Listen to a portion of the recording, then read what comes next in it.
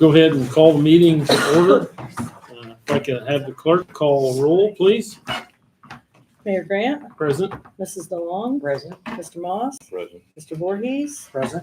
Mrs. Carnahan, Present. Mr. Roderick. No. Attorney Bars. Present. Junior Counsel, Eli French, Natalie Jean, Present. Jocelyn Barnett, Present. Grace Hiller, Present. Caden Ashley. Okay, Mayor. Okay, has everybody had a chance to look at the minutes from the previous meeting? And do we have a motion to accept those minutes as written?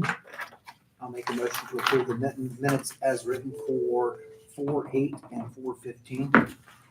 Have a motion to approve 4/8 and 4/15. Do we have a second? I'll second it. Have a motion and a second. All in favor? Aye.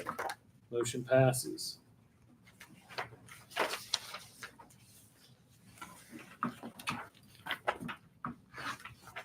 One of them.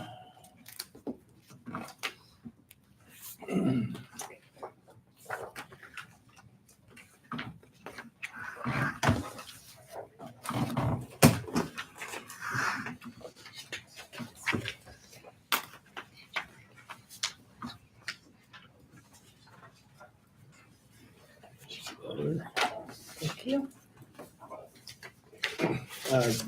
Do we have any citizens petitions this evening? I had Shay Voorhees on here, but she's not going to be here. So do I have anyone else? Yes, ma'am. Please state your name. Michelle Sprague, 214 Foster Drive. First and foremost, let me say public speaking and politics are not my strong suit. How my daughter enjoys this, I'll never know. With that being said, I've heard there was some interest in a company wanting to purchase the cable land property behind me and put an apartment complex on it. To be honest, we've been in this home just over a year, and that news concerned me pertaining to what it could do to my property value and the amount of increased traffic it would add to our very peaceful neighborhood. I wanted to be sure that I wasn't the only one with these concerns, so I drafted a petition and gathered a few signatures from my neighborhood and others that agreed that this wasn't a good fit in this area. So for the record and for your consideration, the petitioners would like to publicly state that we are opposed to any apartment complex being built on the Cable Lane property and kindly ask that it remain zoned R1 residential single-family housing. Thank you for your time. Thank you, Michelle. Present things to you. You need them? And I think you covered it pretty well. I've told several people that the property indeed is for sale, as far as I know, but it's also zoned R1, as you pointed out. So in order for an apartment complex to be built there, it would have to be purchased and rezoned to R3, in which they'd have to apply for a rezoning through the council and through the area planning commission. And it would have to get through both those and get a positive change to R3 to make that happen. So I'm hoping you saved a copy of this because if and when, and honestly, I don't think it'll get that far, but if they do apply for a rezoning, when it goes to a hearing in front of the zoning board, that would be when this would come into play. Really, there's nothing we can do with it right now other than sympathize with the folks that live up there and understand where you're coming from. But as it stands right now, there's nothing that can go back there other than single-family residential houses if it should sell, and they'd have to sell that to the zoning board and to the council to change that zoning. They would notify too, right? The neighbors. Oh, Correct? yeah. They have to If send that? it's going to be rezoned, the neighbors would get a notice in the mail, a certified letter stating that This is when the hearing is. Things here's like when that. the hearing is. So everybody would know. Ingrid, how does that normally work if it's because it's a neighborhood? Mhm. It does touch a lot of properties, but my question would be, would it be notified like everybody in that potential neighborhood? It would just be the properties that it's Just the touching. adjacent landowners, Okay. yep. And it's, it will be in a paper too. Okay. For everybody else, if you're not an adjacent landowner, but if you're an adjacent landowner, then you get an actual letter. And adjacent landowners, the definition is actually across the street as well. Yep. So it's not just land that touches that, it could be someone across the Right. street. So there's going to be a lot of letters sent out if that's the case. And I was told that it's probably not going to sell to that developer, but I don't know that for a fact. Mr. Bannon, did you have something? So we're not a part of that conversation, although we have kind of been a part of that conversation. We're not promoting apartments in that location.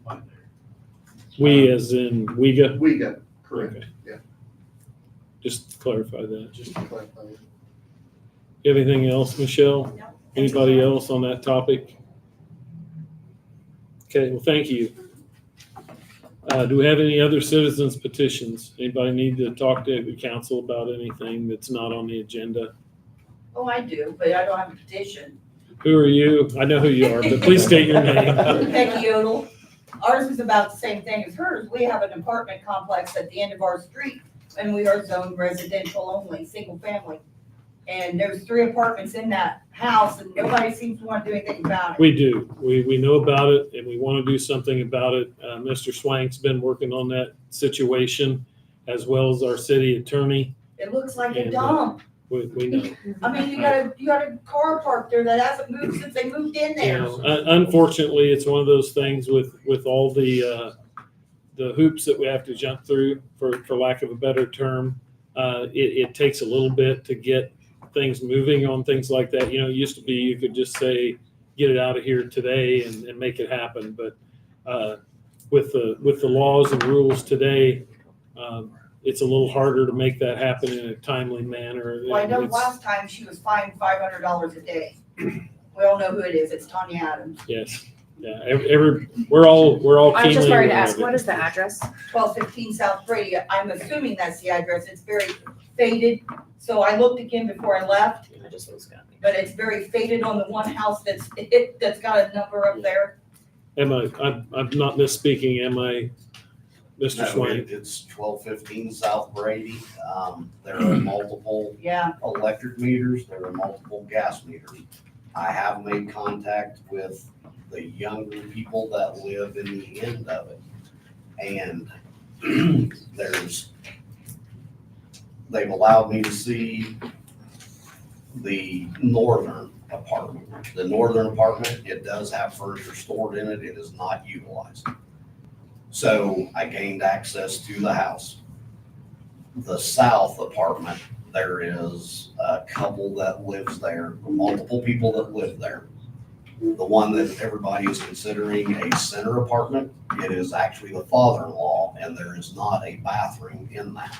So they share that end unit. So it does look like there are multiple people there. I have to do a lot more on the investigation. But from what I've seen so far, I don't know if that's a shade of gray. Maybe you could speak input on that behalf with what I've just informed you of. I know it's short notice, but put on the spot here, so I'm just updating everybody. So it sounds like it's not being used as a multifamily residential per se, because I don't know that we would consider the center unit to be an actual residence since there's no bathroom there. I think by nature you have to have a bathroom and a bedroom and a couple other things to be considered a residence. The multiple electric meters is an issue, and I would agree with that statement, but it sounds like to start with, while we sort out the zoning, that a property maintenance would be in order. A property maintenance letter for the junk vehicle, is it registered, do we know? Okay. And this is just like junk, tall grass, things like that on the outside. So probably start with property maintenance while we figure out whether or not we need to do an ordinance violation for a zoning issue. How would they have gotten multiple gas meters? Is that a I dumb would question? say- Sorry, I'm I'm hoping other people are thinking the same question. Well, this could piggyback possibly, we do have the unfinished business on the rental housing inspections. That is one of our prominent owners of many, many properties in this city that we've talked about moving forward on the rental property inspections. I agree, and we'll get to that. Here. Sorry, I just No, figured it's this on tied the in. agenda and it is relevant. What we don't want to do, Becky, is get into a situation where we try to flex our muscle and then end up in court and losing. We want to make sure we have our ducks in a row before it gets that far. And, I'd love nothing better than the property owner to find out that we're looking into this in depth and have them willingly correct the situation before it goes to court and before it costs the city a bunch of money to take them to court. But this is a repeat violation over several years, and I think it's time that we end it one way or another. So we're working on it. Thank you. I know that's the classic saying, we're working on it, the check's in the mail, but we are trying to rectify it. Anybody else have anything, citizens petitions? Okay, well, thank you. I don't think there are any committee reports tonight. Does the junior council have anything they'd like to bring to the meeting tonight? We currently don't have anything to bring. We're all good right now. Wow, all right, well, that's great. Congratulations coming up here, so congratulations. Thanks. I'm ready for get over with. Oh, you say that now. Yeah, just wait. Yeah. Department heads, Mr. Swain, you have anything to add? I do not. We'll mention that there's been some talk about town on the streets. I've talked to Mr. Swank about that. As far as the condition of the streets, they've been out patching some of the patches that need to be done. And I don't want to speak for you, but Mr. Swank told me that some of those are part of the gas company's project that they've been doing, and that's why they haven't been patched as part of their contractor's duty to get those patched. Some of the ones were from our water project, and we agreed to patch those ourselves. And Eric's crews have been out working on those. Be patient. It's a hot, long job to get those done, and they're working hard on that. We're currently strategizing on the best way to go about getting some of our streets completely repaved. As you know, that's probably a pretty expensive situation, and we're going to try to prioritize those. But we've just had a talk a while ago about how we could maybe try to get ahead of the curve on that, come up with some extra money, whether it be grants or whatever it takes to try to get ahead of the paving that needs to be done. We know there's a lot of places in and around the city that need some attention beyond just patches. So we are working on that as well. Mayor, I've got two things. Yes, sir. Generator. Uh-huh. And second thing is just if we can get an update on 200-watt fuel tanks. If you or Eric have been involved in anything, did we get everything? I don't know whether Let me see if I got the letter. Bar's attorneys have anything on that. Didn't know if we had any movement. I know we were waiting for We're- the file. We got an all clear from the contractor that we hired to do the soil testing and the bores. That came back good. They sent that information on to IDEM, and we're waiting on IDEM to give us a letter telling us that we can go ahead and move forward. We have not gotten that letter yet. How long does it usually take for something like that? We're dealing with IDEM I was here. just like, it's the state government, Months, so I've got months. absolutely no idea. Sometimes I've seen 2 weeks, and other times it's been 2 months. I did meet with a gentleman today from the state, and he said to let him know if we need some help with that. So I was going to talk to You you can about kind that of also. gently prod them, but you can't get too, overbearing with them because then they bump you to the back of the They'll- line and yeah. start all So over. it sounds like we're at the same state of what we were last month's meeting. Yes. So yes. we're, It's yeah. it's the waiting game, and you can And, nudge a and little bit. it's not really hurting us right now because we're not going to do anything with that part of the property yet. But I would like to get those tanks out of there and get that landscaped and make that look a little bit better than what it does right now. So we can't even remove the tanks until we get that. No, we can't touch it. Any update on the generator purchase? Are you guys wanting to go forward with the one from Electric and More? He had the two estimates, so he had the one that was like 45 or something Yeah, like that. there's two different prices, one with like a 2-year warranty and one with a 5-year warranty. We just want to make sure that it's sized large enough to handle the fire station addition, along with what we don't want just like in kind what we had out here. So maybe that's something we need to talk about offline, but Absolutely. spoke with Christy Gerald this evening about the generator, and she is the grant for the fire station she's writing. In order to go the direction she wants to go with the grant, we have to commit to purchasing a generator. She's going to be drafting a letter, and I had just spoke with Eric about that beforehand, about getting some quotes. So there may be a possibility to have that included in this grant. And I think, just to clarify, the reason why she said that was because we want to deem that as a safe area Yes, for citizens if we happen to lose power in the middle of the winter yes. and there's no place to go, that we deem that a safe area so people can go get warmed up. And so we need that generator available at that time. More to come. That it, Eric? Yes. Chief Miller? We hired our 8th officer last week. He started his 40-hour pre-basic. Also got confirmation from the academy that I'm going to send both of them to the academy on August 26th. So we'll be without them for a course of 16 weeks, but we've been surviving right now. So we're going to just send them both and get it out of the way instead of splitting it up over the course of 36 weeks. Over the past 3 years, we've done great things to improve Attica Police Department. Most of that's been through this council and our new procedures and policies. Something that's came up in multiple surrounding agencies, including Fountain County and Warren County, is both county councils have passed a longevity pay scale. They differ slightly, but they kind of went off the same path. And talking to those administrations, we broke down a lot of numbers. The cost of acquisition of a new officer right now is about $82,000. So when we hire a new guy, by the time we get him through his training, we actually pay that officer for about 10 months before we ever get his first road day out on the road, including sending him to the academy, his field training program, and all of his certifications.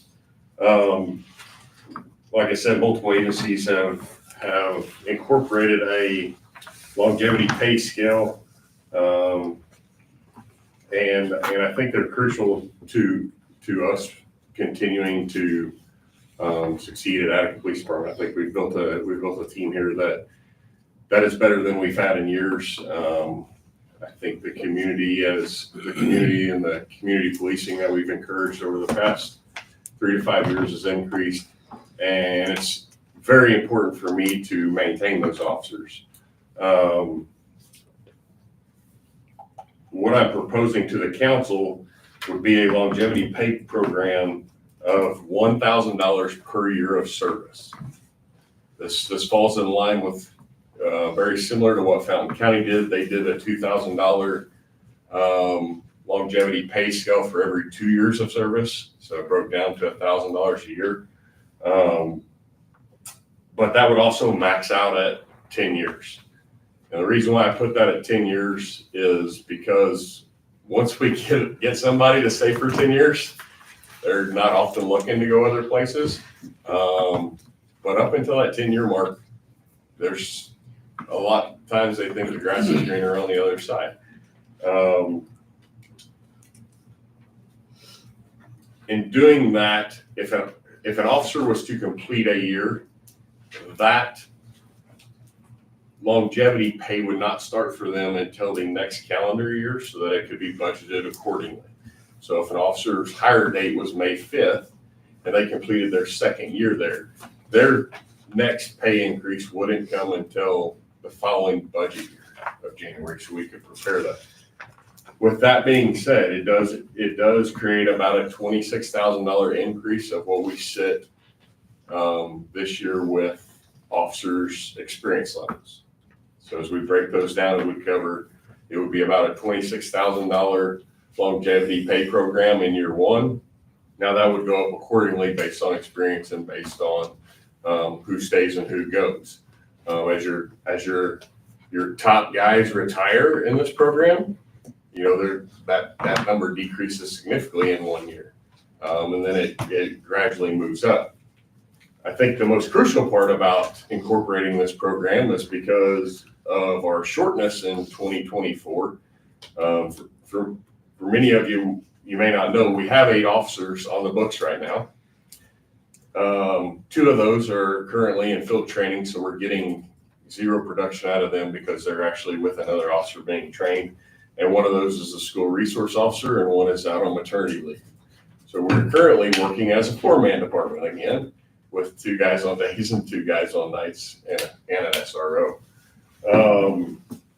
That $26,000 could be incorporated into this program immediately. It could all be sustained inside of this year's Attica Police Department salary budget. We have that much influx in salary because we've been shorthanded. That was kind of my push to talk to you guys about that tonight, because I do have 4 guys out on the road that are busting their behinds to keep up their slack and go. I am working one of the day shifts. I have another day shift officer and 2 night shifts, and that's what we're running with now. Part of this program would also be to in the Per 77 fund, their retirement is based off of first class patrolman pay. So going forward into the 2025 budget year, we would move first class patrolman pay. Currently an officer reaches first class patrolman pay at 3 years. We would adjust that to where after they've completed the academy in their first year of probation, they would go to just a patrolman, and it would be at that base salary rate. So our first class patrolman pay would be $10,000 over that for your 10 years of service, which would increase their retirement through the PERF fund. So we'd realign the budget classifications going into 2025. Longevity pay is a program that's been incorporated all over the state, all over the country in the past 10 years.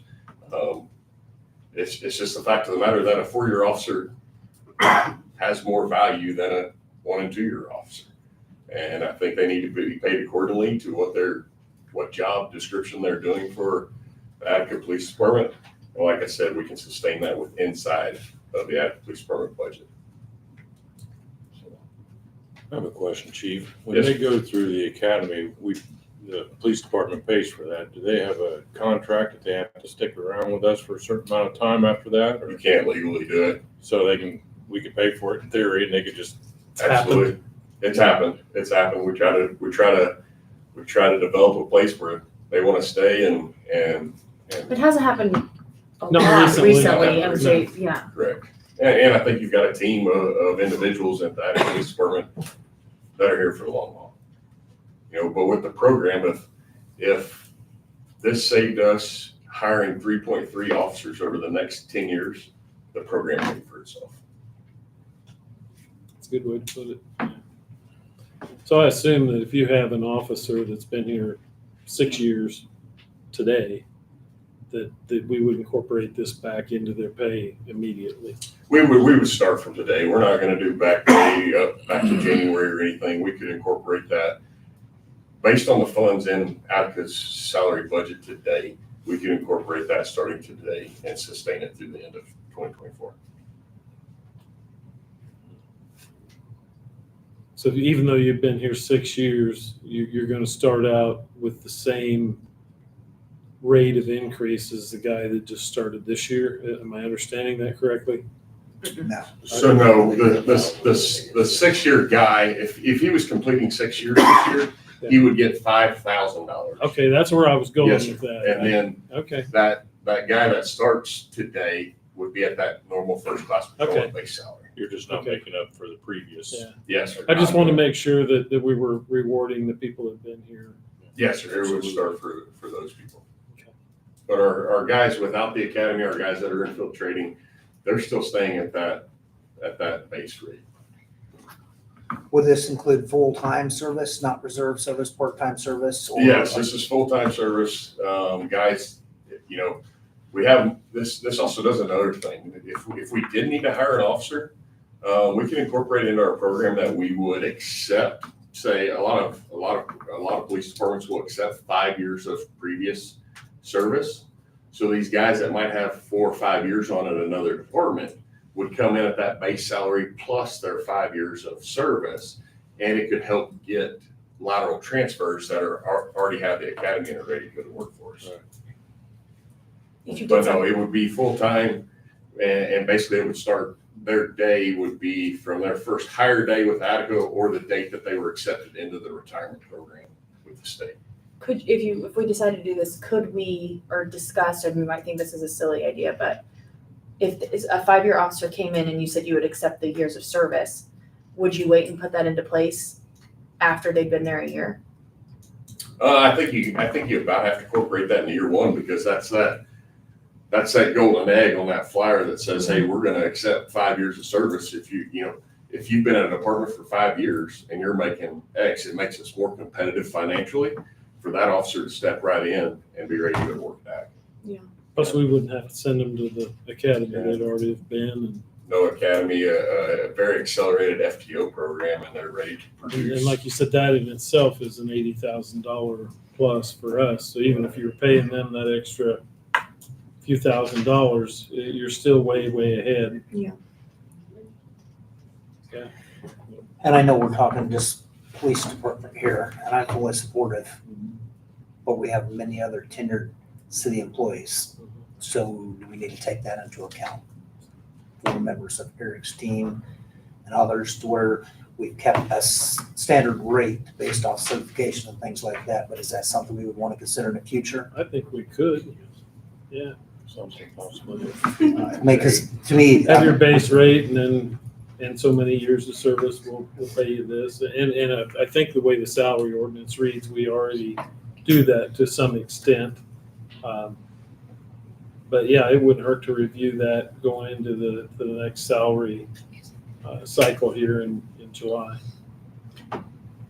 I'm jumping back, kind of like what he was just saying. Are there opportunities for any of your guys, Eric, to do training, or if they had, they would seek out a certain type of training?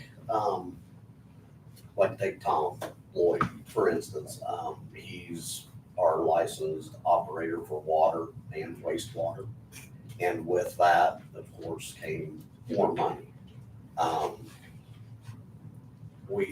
know Larry and I had talked just when he was council president about, different skill sets, maybe giving people money for, if they're capable of welding, if they've got mechanical skills or electrical skills, things of that nature. Right now, it's kind of a level playing field. The way somebody ends up making more money is if they become certified, either water or wastewater. So there's not a whole lot of opportunity there. It's something that we definitely should, because nowadays, your employees, back in the day, you basically had grunts, and those days are over with. I mean, you've got a lot of automated controls, a lot of different skill sets that a person has to have, and I mean, we definitely need to try to figure out a way to reward people that want to better themselves and learn some of those other skill sets, because it makes the whole team more valuable. But I definitely, speak in my mind, I think we're a little behind the times on where our wages are, all the way across the board, so. Well, as the job market gets more and more competitive, and I'm in it every single day. Yes, You've got to do your best that you can to retain your best, because replacing them and then getting someone else up to speed is going to cost you far more than taking care of them. Absolutely. I agree. Is the police longevity raise something we want to talk about more or table, or do we want to consider here something tonight to make an ordinance? I would say, is that something that we need to? I would entertain a motion to look further into it, and maybe you've got some numbers you could give us, and I think what you told us was excellent. You did a good comparison of, but I don't want to, without actually seeing it on paper, I don't want to say yay or nay, but I think that the majority of the council is supportive. So I you're mean, not if asking you, for, if you had something by next meeting Yeah, I mean. with the officers, yeah. each officer. No what they're extra, at, no you know. extra funds would come out of the I'd general say, fund. yeah, I this have is all such a gonna be surplus under in salary budget. that it's not even a close comparison to, I'm gonna put about $60,000 back in the general fund just from He's telling salary. us he's got lots of money. Mhm. Whether you caught that or That's not. what happens when you run short-handed.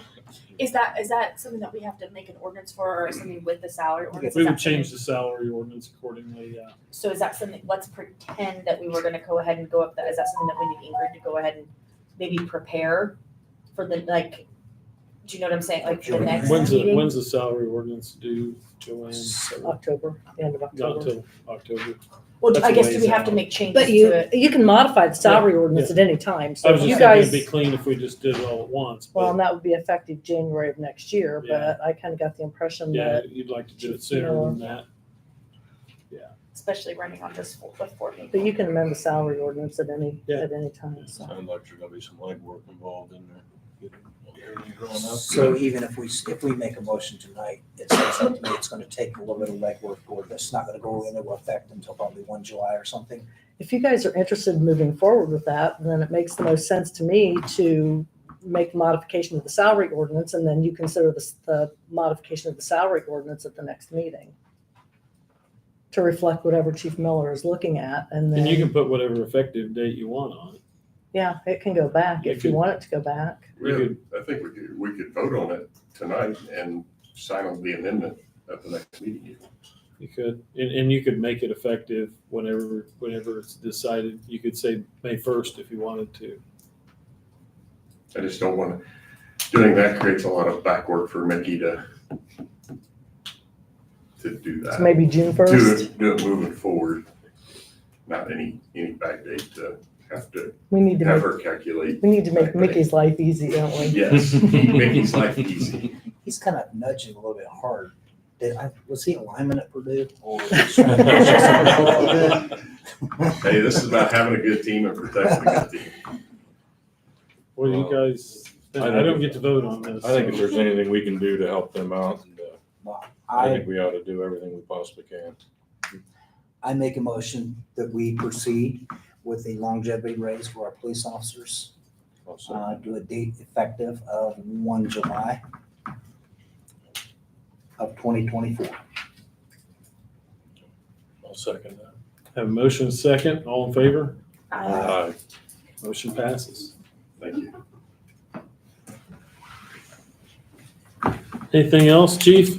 No, sir, I think I took enough time. I have one question. Going back to our, I know, I'm sorry. I'm going back to our friend that has lots of rental homes.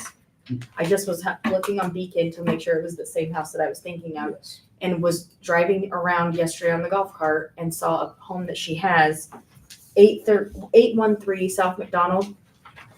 I don't know if that's on a list at all. It is horrific. Yeah. It is horrific. I know who was. I'll have to go through the list of about 15 I'm notices of sorry. violations she's getting, so. No, I'm sure it's like a green and brick house and 815. 813. This one? Yeah, it's close to your mother-in-law's. Yeah, Oh, I took a wow. picture of it just Well, yesterday. Yes, I was- Yeah, I was about to say, like, is that from the? Yeah, is that like my it's- Nana's it's- house? Like, no, it's. I'm not. honestly, I didn't drive the front. I was in the alley behind, or maybe that Fountain Street. That's Fountain Street. Pikey Lawson's old house. So Anybody knows it's where Pikey the is? back. I mean, I don't know if So, it's scary actually, because I think it's there's starting a to long cave in. list and there's notices of violation that have already been sent out. Just understand that. Once those notices of violation are sent out, it's not like we can just move in tomorrow and mow the It's- property. It's about a 90-day process.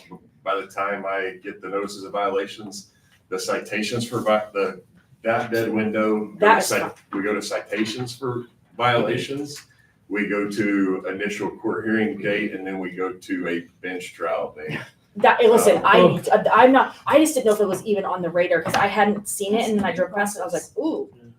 So. I hope it's, no one's living there. it's It's really kind of what I Thank you, thought. Attorney Dawes. I've been catching some, well, that yard hasn't been mowed yet. Yes, ma'am, I understand, but. I wasn't really thinking. It just honestly, it doesn't look. I actually have those type of things on the ordinance, just to raise everybody's awareness, or not on the ordinance, but on the agenda for tonight. Okay. I actually have that on there. One question I have for you, I received a couple more complaints about the pigs, and I wondered if you had a status. Huh? I'm still currently dealing with the pigs on the north side. This was the pigs on the south On the side. south near the side. sewage plant.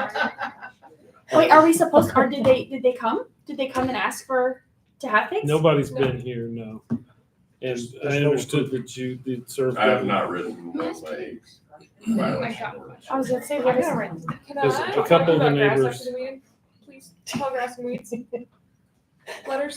A couple of the neighbors have come to me again on that, wanting to know what the status was, and I told them I was pretty sure that you'd already served the papers. The north and the south side. There's pigs on the north and the south side, Oh, there's pigs east and west too. and no one has come here yet. Is what I'm No, saying. nobody's coming to ask, hey, can I have pigs in the There's no house? approved permits. So what's the first? Is it just a warning, Notice violation. and then after if they still They have have the 15 pig? days to correct the violation. If they don't correct the violation, then they're issued a citation. How much is that? It is $250 plus $135 in court fees. Dang. You can jump straight to citation too if you want. You know what you could get for that? You could buy a whole hog, processed and all, and just eat it. I know. Now, you're talking about That's our someone. slogan. So you're a little more respectful. Okay, That's food. let's get back on track here. Chief Little, do you have anything? Yeah, I got quite a few things I need to cover actually. Oh, no, just kidding.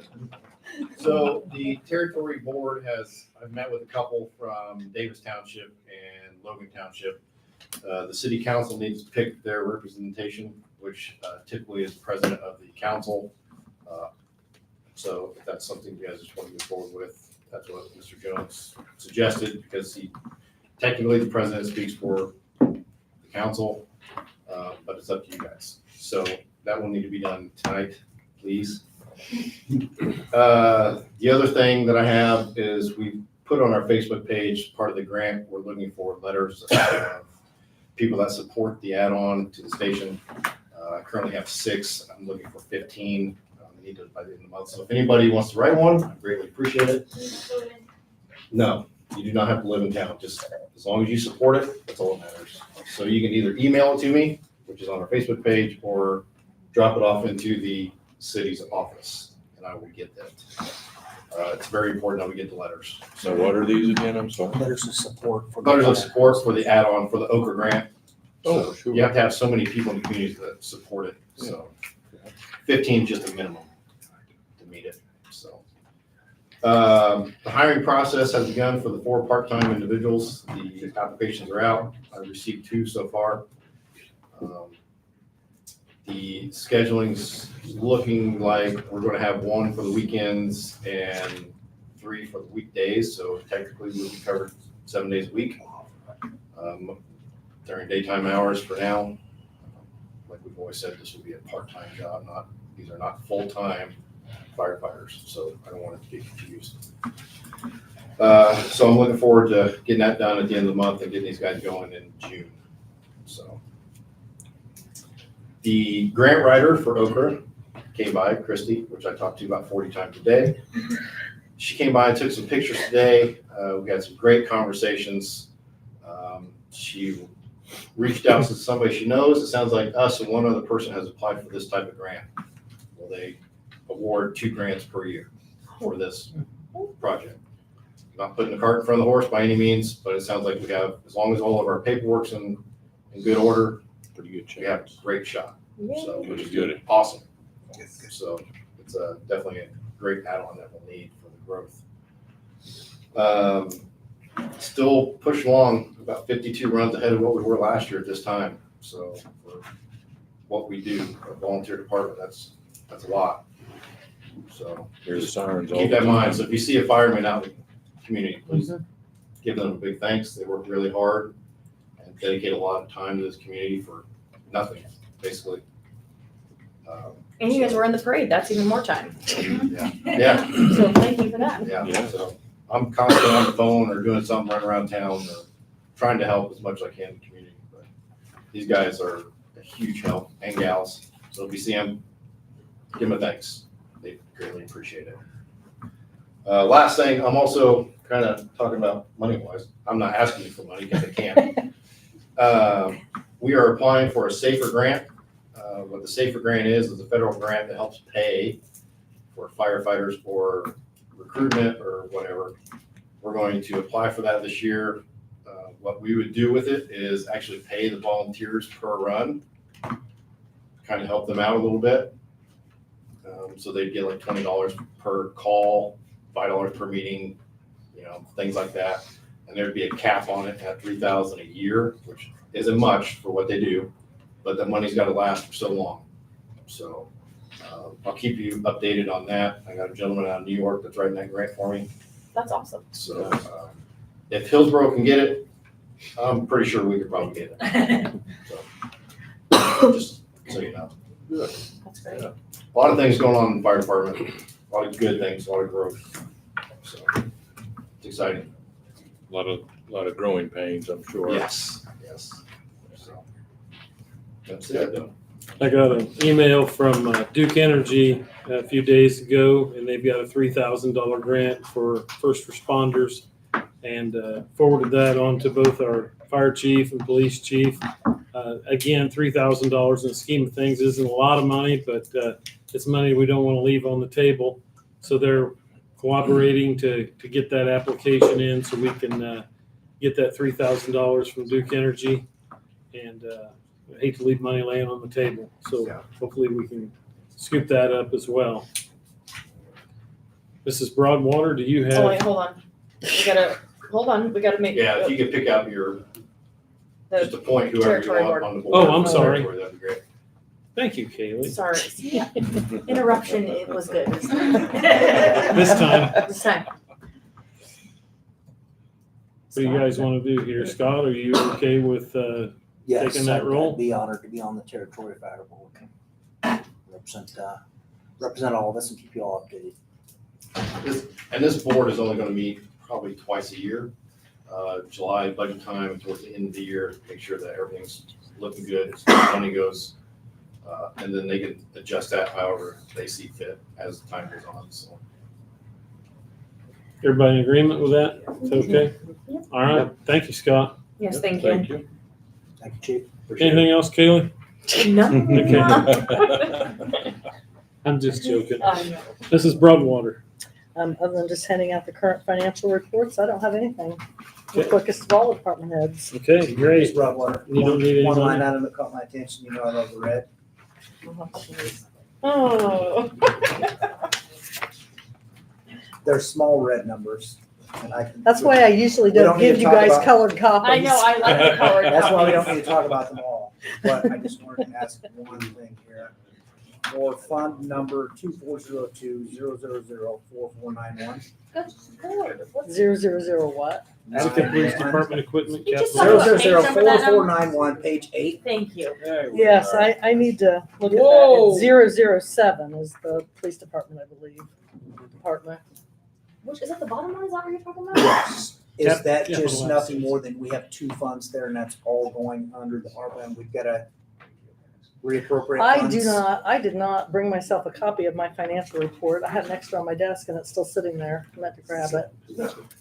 Let's see, page 8, Scott? At the very Yes. bottom. Very bottom. Is it just transferring funds from 4351 to 4491 or what do we have going on there? Oh, yes, the 2402. We, based on conversation with Baker Tilly, we didn't budget anything in that. It'll be an additional appropriation for the ARPA funds. But they suggested, because we have a deadline on having all of the ARPA funds 100% committed before the end of this year Right. and 100% spent before the end of 2025, that we literally, all of the market and streetscape expenses need to drain that down first, and then we will look at the other sources available for that. So it's just a matter of doing an additional appropriation, Okay, because that that's- decision. I thought based off that it's just additional. Yeah, appropriation. that decision was just made approximately a month ago. And like I said, we didn't have a commitment of those funds when we did the budget last August. Right.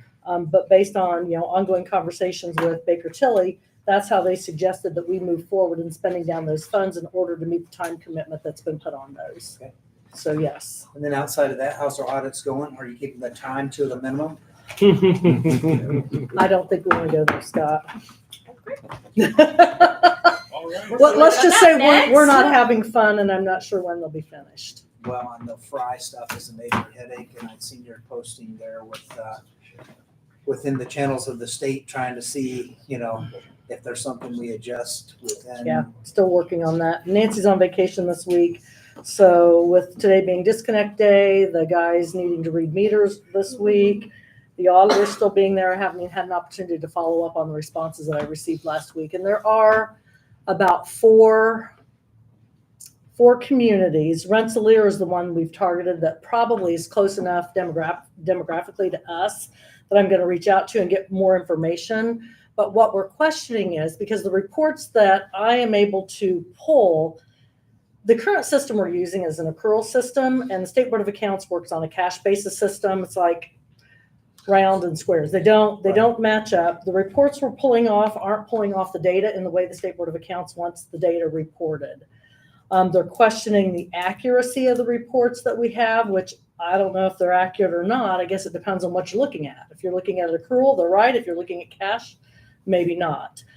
So one of the questions that's come up is whether or not our system was mapped correctly in 2018 when we converted over. That's what I'm reaching out to these other communities that use this software, for one thing, to see if they're having issues with State Board of Account audits. And if they are not, to compare the way their systems are mapped to the way our systems are mapped, to see if there's differences, to see if we can make modifications and bring our system into, I guess, a more user-friendly, system. If that's not an option, I'm not sure where we're going to But go from didn't there. you tell me there's only a handful of municipalities in the state that are using the same software we I use? think I received, and that the inquiry on listserv went out statewide. I think I received 5 responses statewide So if. out of if 600 municipalities across the state. So if we are that small, if there's that small communities, 5 out of 500 or whatever. And the that's number just is. what responded. There could be a few more, Right. but But let's just say it's 10 times that, and it's 50. Why are we staying with Fry? well, because in 2018, a lot of money was spent by the council to purchase this That's 6 program. years ago. I understand And that, you've been through a Scott. lot of audits, and it's, It's been an issue with every audit. I know. The day I sent the listserv inquiry out, I got a phone call from, I guess, just a representative of Keystone, which is the competitive software to this, that they have probably 99.5% of municipalities in the state of Indiana. Had a really good conversation with him. He's very interested, of course, in setting up a demonstration. And it's my understanding, of course, I wasn't here in 2018, but it's my understanding that we were using Keystone utility software, but we were using different software for payroll and financial, or it may have been utilities and payroll. And then the decision was made at that point to convert from Keystone and go fully with the Fry system. And it really is important that you have all the modules that you use on the same system, because they need to talk to each other. They Right. need to share information. But I understand that the decision was made at that point in time to go towards Fry, so that all the components were on using the same system. And at that point, they weren't. Now, why they went with Fry versus Keystone, I have no idea. I wasn't part of that And I assume conversation. you've had conversations with Fry, and they don't, there's no changing.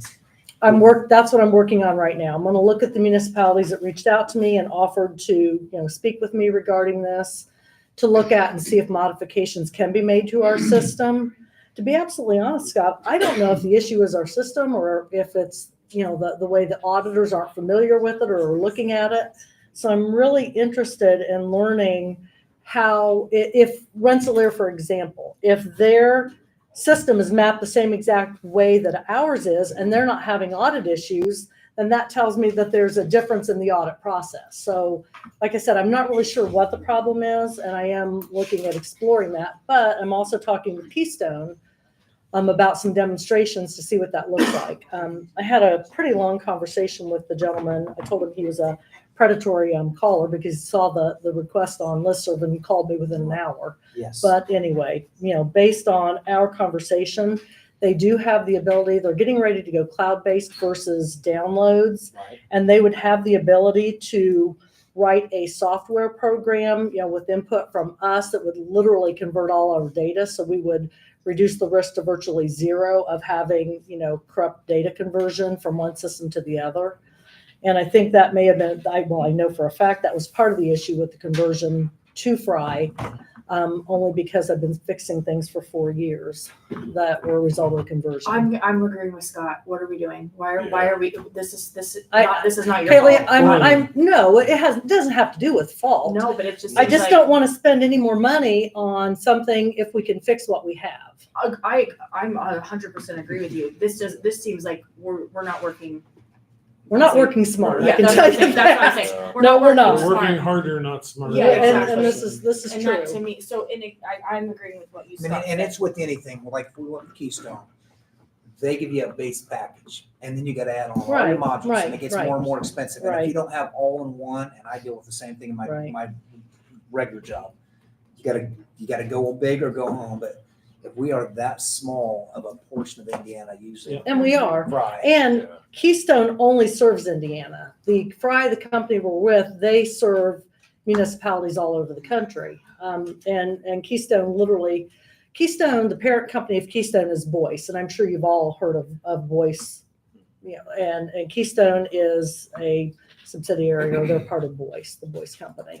And I'm working with the gentleman to set up demonstrations. It'll probably be a couple hours. It'll be in person. I need to figure out proper timings. I need Mickey and Nancy to both be involved. We'll need to shut the office down for that time. I want Mayor Grant to be involved.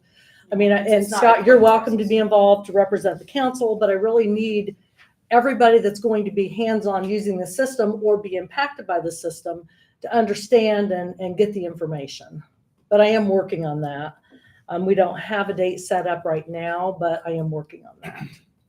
Joanne and I had this exact same conversation. sorry, a couple I days didn't- ago. No, And- I'm and glad- Scott, I'm glad- I was supposed to be shorter than anybody else, and you ruined that. Well, I just had a couple of questions, but we are, we're on the go. A lot of times you and the mayor get to interact a lot more and stuff, and we just, but the frustration and stuff that you have to be experiencing for that audit, any audit is painful, but if we're a 5 or 50 of 500, Right, there's gotta be a really good reason where we've gotta be saving mega bucks. right. To It make could it worth it. pay for itself in audit savings over the next 5 Absolutely. years. Are the This is people true. doing the audit coming into the office like the one lady did? Yep. So did they did you like what you said? Did they make a mention saying that, they're not maybe used to Fry? Oh, they hate or Fry. They hate it. They suggested, the auditors are actually who suggested I reach out to other municipalities and look into the mapping of our software versus the mapping of theirs. They had asked me to get several municipalities. They were going to look into their most recent audits to check and see if there were audit issues with financials. And the biggest issue with regard to the audit and the problems is with the municipalities. And the reason for that is because most of our utility money flows into the utility software. And I can give you a good example because this literally just came up last week. But then it flows into the financial software. But we take the $200 utility deposit into the financial software, but we take the utility payments into the utility software, which then communicates that with the financial software. On a cash basis, a transaction is just an in, a receipt, or an out, a disbursement. The way our system is doing it now, somebody pays a $200 utility deposit. It's sitting on their utility account. We take it into the financial software. They finalize their account. They have a $100 final bill. $100 of that $200 gets applied to that final bill, and we write them a check for $100. Our system, under a cash-based system, that would equal a $100 disbursement. We wrote a check, we dispersed out $100. Our system does it as a reduction of revenue back to when that $200 was paid, not a disbursement out of our funds. That's creating a discrepancy with the definition of disbursements because it's not reflecting in our reports that $100 was a disbursement, even though in fact we wrote a check out. It's posting it as a reduction in revenue. in, So they're just not communicating well. It's just not all. one is an It's accrual apples and system, one is a oranges. cash Yeah. system. Yeah. I mean, they're just, the State Board of Accounts operates on a cash basis and our system is an accrual. And we're trying to make our system, an accrual system, operate on a cash basis. That makes sense. And we're having difficulty. Well, I know you're. And the utilities is the biggest issue. There's very little discrepancies in the others because everything else runs through just the financial software. But the ones where you're using the different modules of the software all together is payroll and utilities. Because all of that goes into the financial piece of it. But, the utilities is the biggest one. And 2023, just so you know, is a federal audit. It's not just a state audit because of our water project. Right. Which means there's higher criteria that has to be met. And the utilities are the biggest issue. Well, I know you're doing your due diligence. Rensselaer's like 3 times the size of us, so if there's Right. others out there. and I But know it's a that- I know- city versus towns. Some of the ones that responded are towns, and there's just slight differences in requirements for towns versus cities. Right. And yes, they are bigger, but they are using all 3 modules. So they're comparative that way.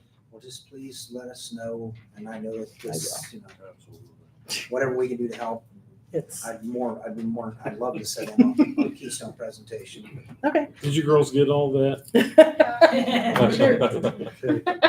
you guys agree, junior council? I agree with what she said. Yep. The worst thing you could probably do is jump on. Aren't you glad Scott asked? Joanne, do you have anything else? No, I didn't have anything else before I Scott started apologize asking for tying up questions. so much time, but I think it was big. No, it is. And I agree with you wholeheartedly. Moving on to unfinished business, complaints on South McDonald Street parking, the HWC study. I intended to print that off. I just heard back from them yesterday, and they, said there's an expensive way to do this and a more reasonable way to do this. Their thoughts on that is to go the cheaper route rather than a full-blown study that could cost $50,000.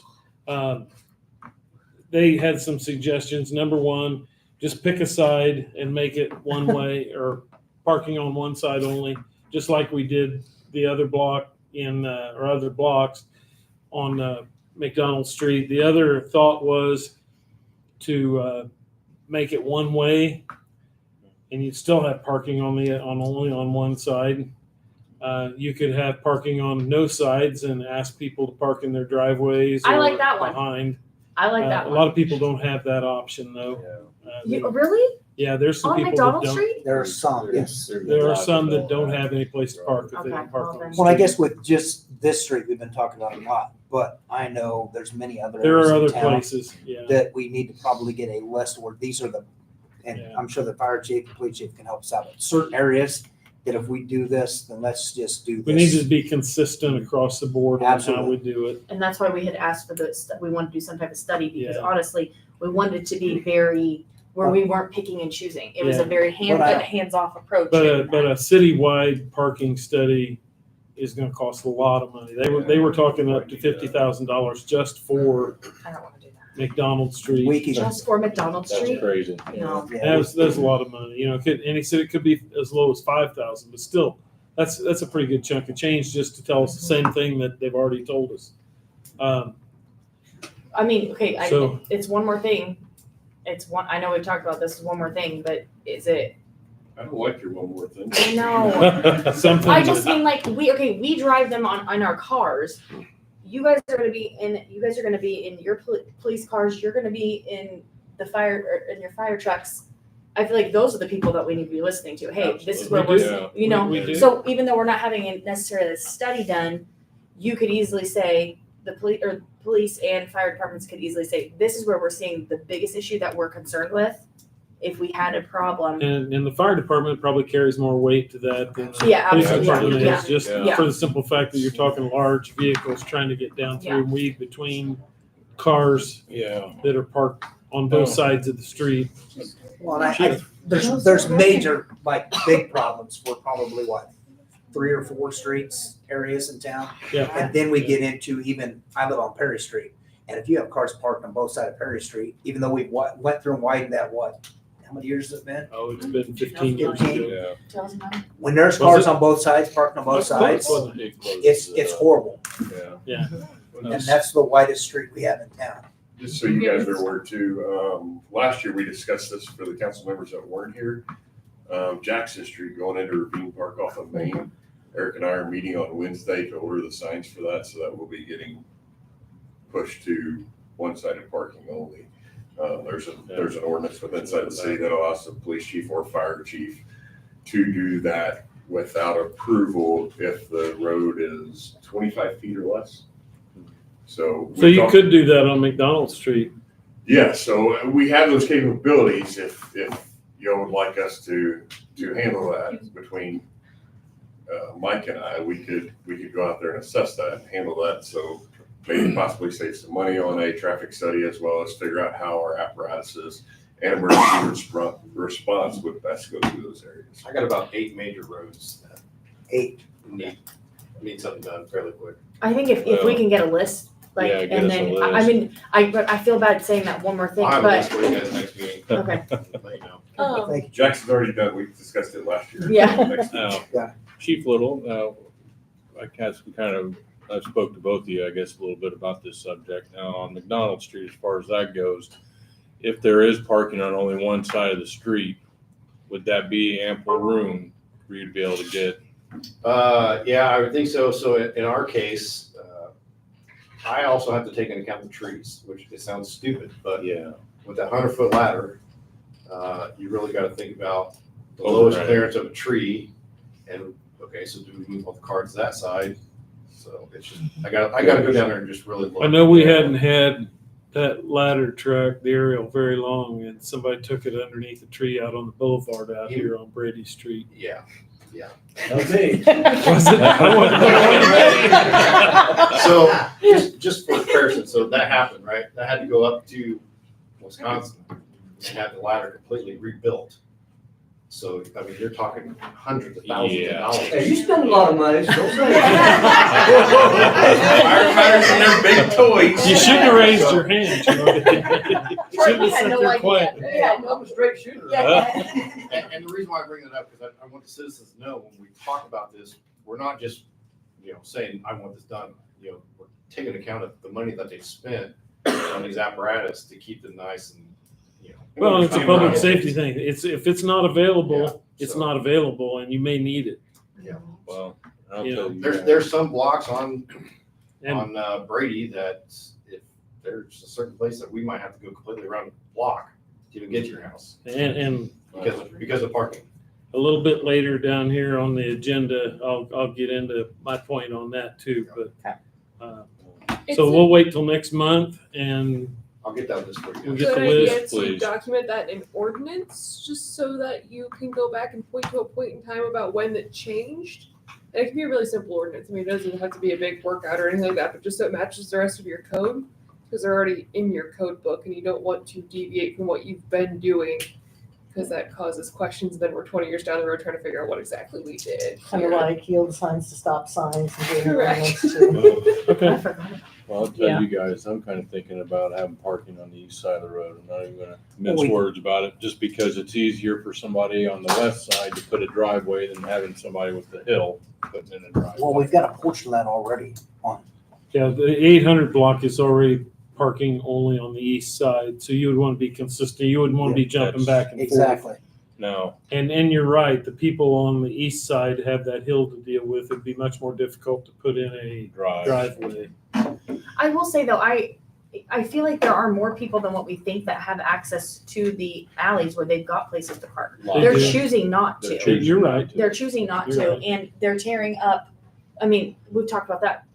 You know where I'm talking about. Park That. between the sidewalk and Yes, the that hill. lady still. I mean, she Yeah. does it still, and she had a freaking tree fall on her car. There's Yeah. several I've seen. I mean, yeah, I won't get into that, but Okay.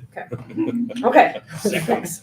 Second thing on the unfinished business is sale of vacant city-owned lots for new housing. Do you have anything on that? I know Judd was working on that. Yes, but also I need to pause this. There's one more thing I need to add to either unfinished business or new business, the Crown Cell Tower lease. Real quick, wherever you Okay. want to put that. We can bring it up now, So, since you got the floor. I would say The round move was giving me the floor. So we'll start with the sale of the vacant city-owned lots. We had a hearing set for tonight to declare those surplus. We were supposed to have 2 appraisers give us a list of what each property was worth, and we cannot get the list from the second appraiser. We tried to get a hold of him this afternoon. So if we could open that hearing and table it to the next meeting so we don't have to re-advertise it, I will get the list by June 10th. So help me God. Why aren't they giving it to you? I just don't think they're responding to emails. I So- don't know where they went. Do we have a motion to open the hearing for the sale of the vacant city-owned lots? I'll make a motion to open the hearing. Have a motion, a second? I'll second. Have a motion, a second, all in favor? Aye. Can I have a motion to table until June 10th, please? I'll make a motion to table until June 10th. I'll second that. All in favor? Aye. Thank you. You can close the hearing. Have a motion to close the hearing? I'll make a motion to close the hearing. Thank you. Thank you. We don't have to run another ad. second. All in favor? Aye. I'm just Okay. saying, I'm getting a lot of laughs out here tonight. I'm just saying. Yeah, you're killing it. I'm You're doing, this killing is like my favorite Yeah. meeting of all You're, time. you're I'm on a just saying. roll, Kaylee. It was an expensive ad. Okay, and you had something else. What did you go So the for? Crown cell tower lease, they sent it to us to renegotiate. And I think they've got a tower out that way. This is down at the Where- riverfront by AT&T the tower bridge. by the bridge. There's a tower somewhere. But they sent payment in, and so what was supposed to happen is every 5 years they were supposed to renegotiate it, and the whole thing is a little loosey-goosey in terms of when exactly they signed it, when they decided to continue it. That's fine. The issue is they sent a letter to the city giving them 3 options to pick from. One was a new payment plan, and that would cause your annual payments to drop off the schedule that it's currently on, and you would lose about $4,000 a year. And so you would be losing money. So we were advised not to take that option. And then options 2 and 3 were both perpetual easements, which is not a great idea because they can just do whatever they want forever and you kind of lose controls over what you're doing. So we reached out to Barrett McNagny, who does a bunch of these leases, and they suggested that we renegotiate. And if, with your permission, we'll renegotiate that lease and restart the payment plan, just because none of the 3 options they presented were going to be that helpful to the city. Yes. Yes. Okay. Thank you. All right. That's all I have on that one. Those 2.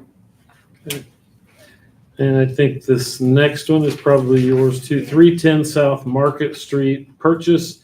I understand that the owner of that property has agreed to sell that property. That's a place that burned down here by the river. It's been sitting for quite a while. Good, okay. And they've offered to sell that to the city for $5,000, and that was not confirmed. So that's one of the 2 things I need to confirm.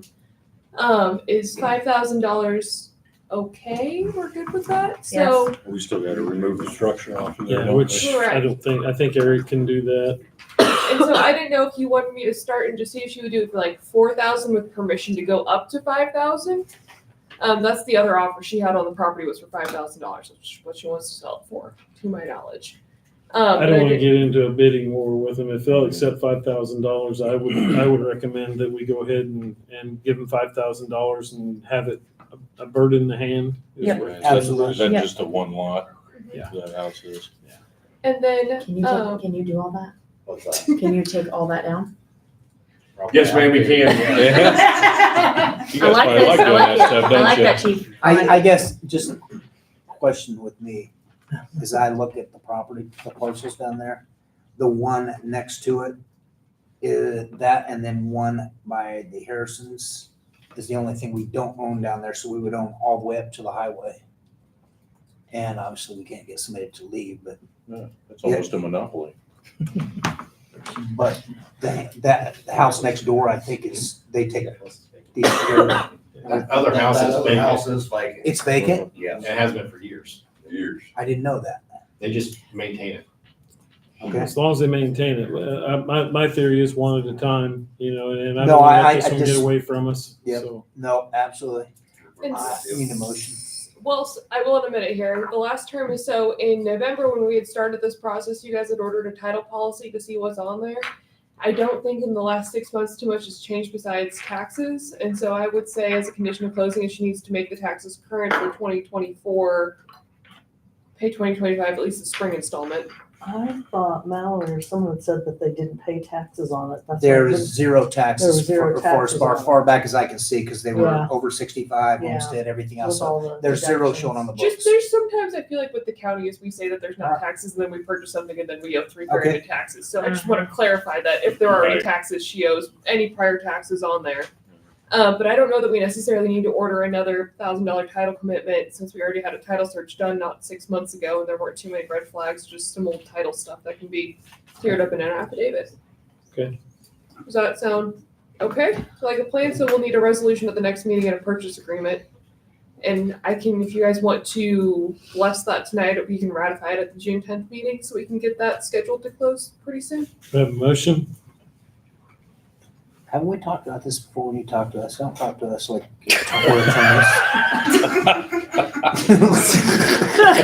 I make motions to whatever Ingrid said.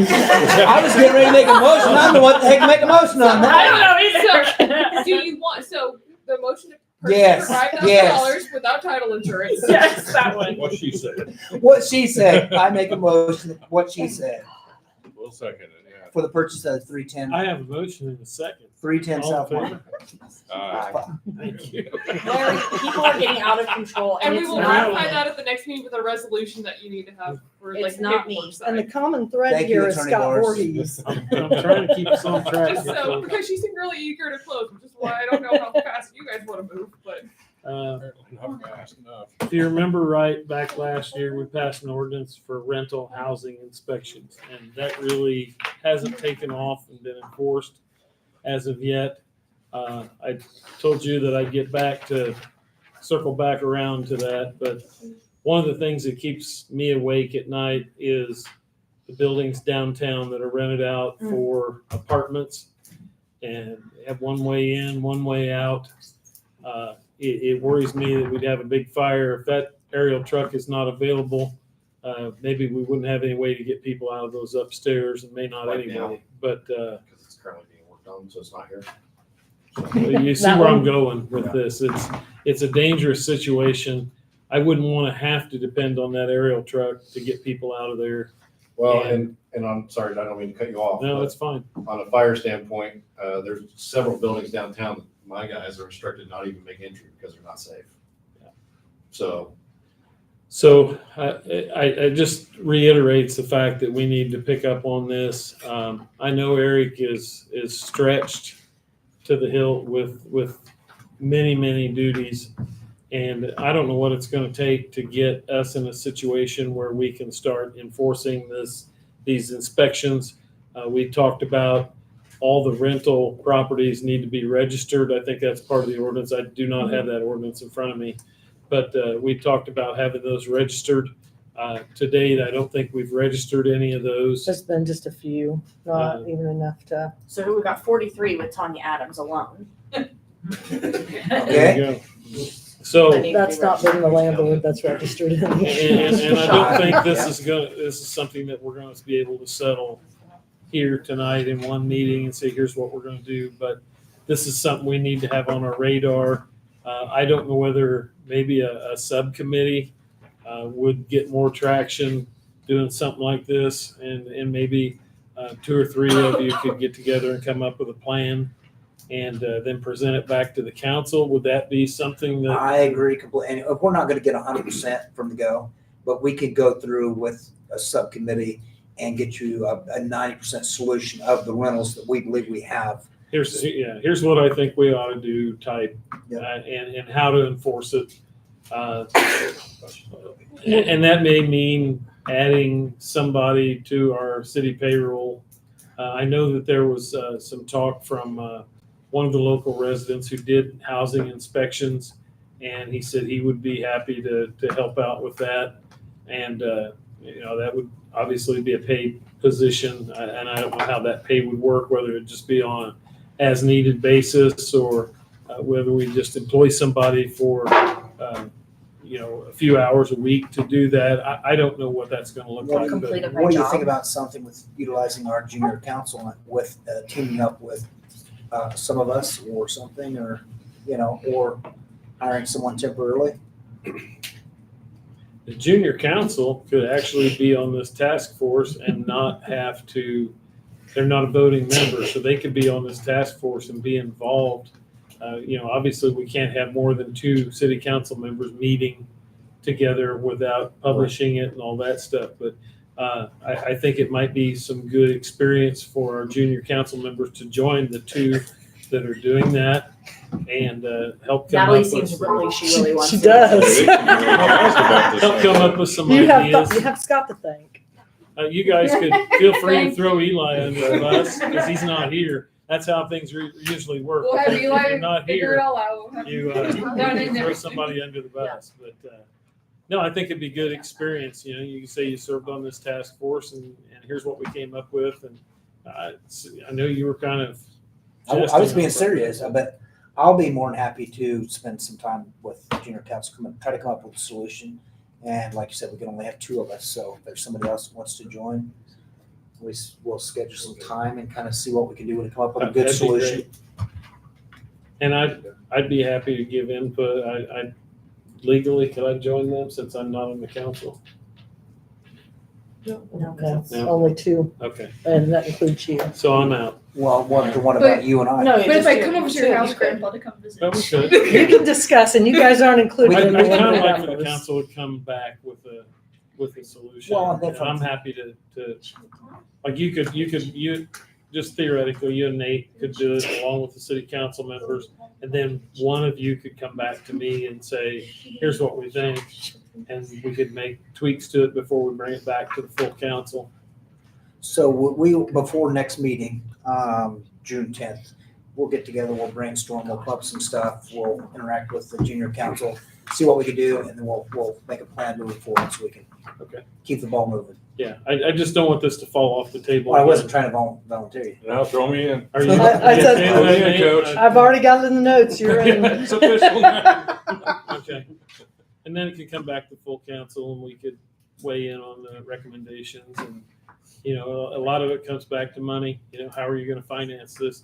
I don't remember, did we have a fee, registration fee? I don't remember the details, but We yeah. had a yes. small fee. But the fees could help offset It was the capped. We inspections. capped it at something, I believe. Well, Yeah. we did the original stuff, and then when Eric does the inspection, anything he would see outside the ordinary, the property owner had to go out and get a licensed plumber, licensed, electrician. But I think we had a fee for the registration that would cover his time or whoever's time to go do the inspection. Maybe $25. That sounds I know that's- right, yeah. That's why I thought Yeah, 25 It's was it. not very much. I'm going back like 2 years. I'm thinking you brought up the apartments down there. Nobody's supposed to be living now on the bottom apartments. In the front. In the front. Yeah. Are people living in the On the front? first floor. On the first floor in the front. And I've heard that they were. So we had to wait a certain amount of time, right? Because of something with it, you couldn't evict someone based on that. Am I Actually, wrong? I don't remember. I don't know that you're wrong, but I think where the problem incurred is we can't identify who lives there because the attorneys reached out to us for a list of people who live there. Well, in some instances, the landlord has the utilities in their name. We have no way to identify which units are occupied and by whom. We don't have that information. Ingrid, if we do have people living down there, we just need to get you the names of those people so that you can serve them with an eviction notice. Not an eviction notice, but it would be a zoning violation. Okay. And we serve that to the property owner or the residents that are occupying the apartment? Both. And it's just the bottom level, First floor. first floor front. They can live in the back. And we have that. And we have the front. And I back. picked on the downtown buildings, but this goes for all rental properties within the city Yes, of I Attica. just remember we had an issue like. it With was the yes. downtown storefronts Yes, is so what the that discussion it was. was the storefronts yes. because there were like even little children in the storefront Streets. windows. And yes, That- yes. Well, we were only talking about one set of buildings in one block. Yeah, shit. That For this, that, yeah. well, per that discussion, and I'm down there a lot, and I've not witnessed in the front on the bottom floor. Okay, There are. there are. Okay, well, I've not witnessed them. I see a lot going in a certain door that goes up to the To second the floor. second and third floor. Yes, but I've not seen, so. I'll get a But you guys are around, resident name, we know the property owner, we can. But just to reiterate, all rental properties within the city of Attica need to register. right, absolutely. Okay, sounds like a plan. Thank you, everybody, for helping out with that. Next thing on the unfinished business agenda is approval of the Iokra Fire Station resolution. I have a copy of that here. Has everybody seen this? Do I need to pass it around? I don't think I included that in the packets. Okay, we'll go ahead and pass that around for you to look at.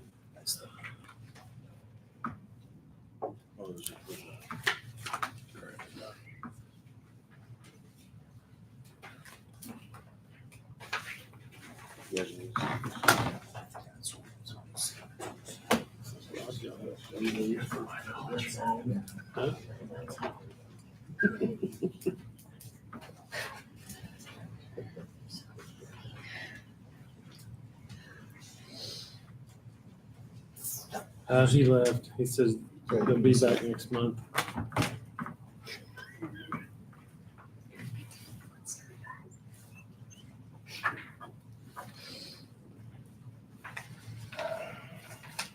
These are just all the same copy of it. Robert, do you want to see those?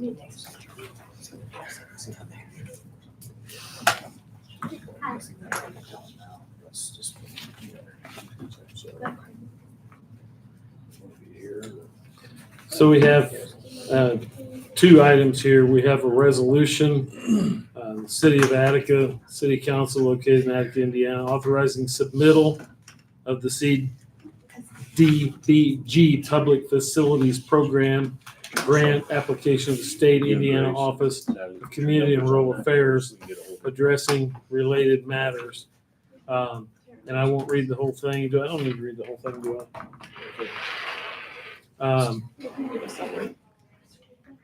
City of Attica is the lead applicant here, has verified and ensures that Attica Firefighters, Inc., the subrecipient of the grant, commits to requisite local funds in the amount of $57,000.00 in the forms of $5,000 previously paid environmental review, $11,952 previously paid in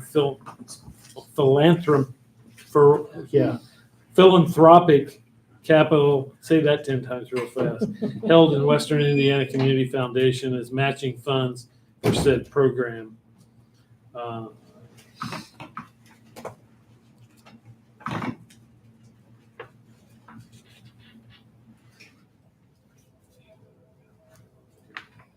It's just copies. Oh, I did make copies. I just didn't pass them out. Well, shoot, let's just pass them out. I wonder why there were so many. I was looking through, I was like, I didn't realize there was copies for Today was a everybody. little hectic. It's Apparently I made those last I am week. not I'm not upset. And the second one is fire protection contract, City of Attica, Fountain County, and Attica Firefighters, Inc. Contract on this date between City of Attica and Fountain County, Indiana. Part of the first part of the Attica Firefighters, party of the second part. Party of the first agrees to include in the budget of the City of Attica, Fountain County, Indiana, and agrees to pay $394,000, $960.00 for firefighting purpose of the year 2024. And the party of the first part's Special Fire Protection Territory General Fund, $298,966. And Special Fire Protection Territory Equipment Replacement Fund of $96,000 in consideration thereof. And the party of the second part will use their firefighting equipment and volunteer manpower for the purposes of suppressing and putting out fires within the City of Attica, Indiana, and hereby agree to promptly respond to any calls in connection with any threatened or existing fires reported to the party of the second part, and will organize their firefighters to the best of their abilities for prompt response to all these fire calls. Such a contract to be extended or renewed from year to year at the said rate within a 3% increase each year unless prior written notice is given to the city of Attica, Fountain County, Indiana, at least 30 days prior to the cancellation of the contract. So basically, this is just our contract with Attica firefighters, since they're in the fire territory now and they're not really within the city. I believe it's just the city committing the funds that come in through the revenue source to the, Yeah, so this is no more funds than what we've been committing. It's just moving them around to a different account, it sounds like. just putting it in writing. And Mike can speak to this, but the territory has its own tax rate for the two funds that have been established. But it's never, and those funds flow through the city of Attica. So the city will get the tax revenues from that, and then it's allocated to the two funds for the territory. And that's just a paper trail reflecting that commitment. Is that accurate, Yes. Mike? Yep. And it's just a requirement for the grant.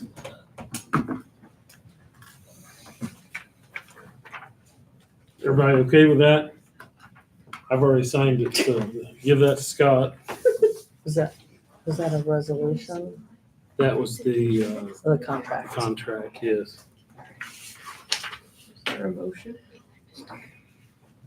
We have a motion I make a motion to accept both of these as written. to both accept both of those as written. Have a second? I'll second. Have a second, all in favor? Aye. Thank you. That's the resolution of the contract. And it doesn't look like you need to sign this second one, Scott, just I think you me. gave us your copy of that. There you go.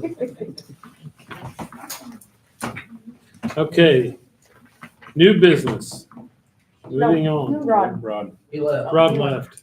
bye Rod. He got tired of waiting. You didn't think it took this long.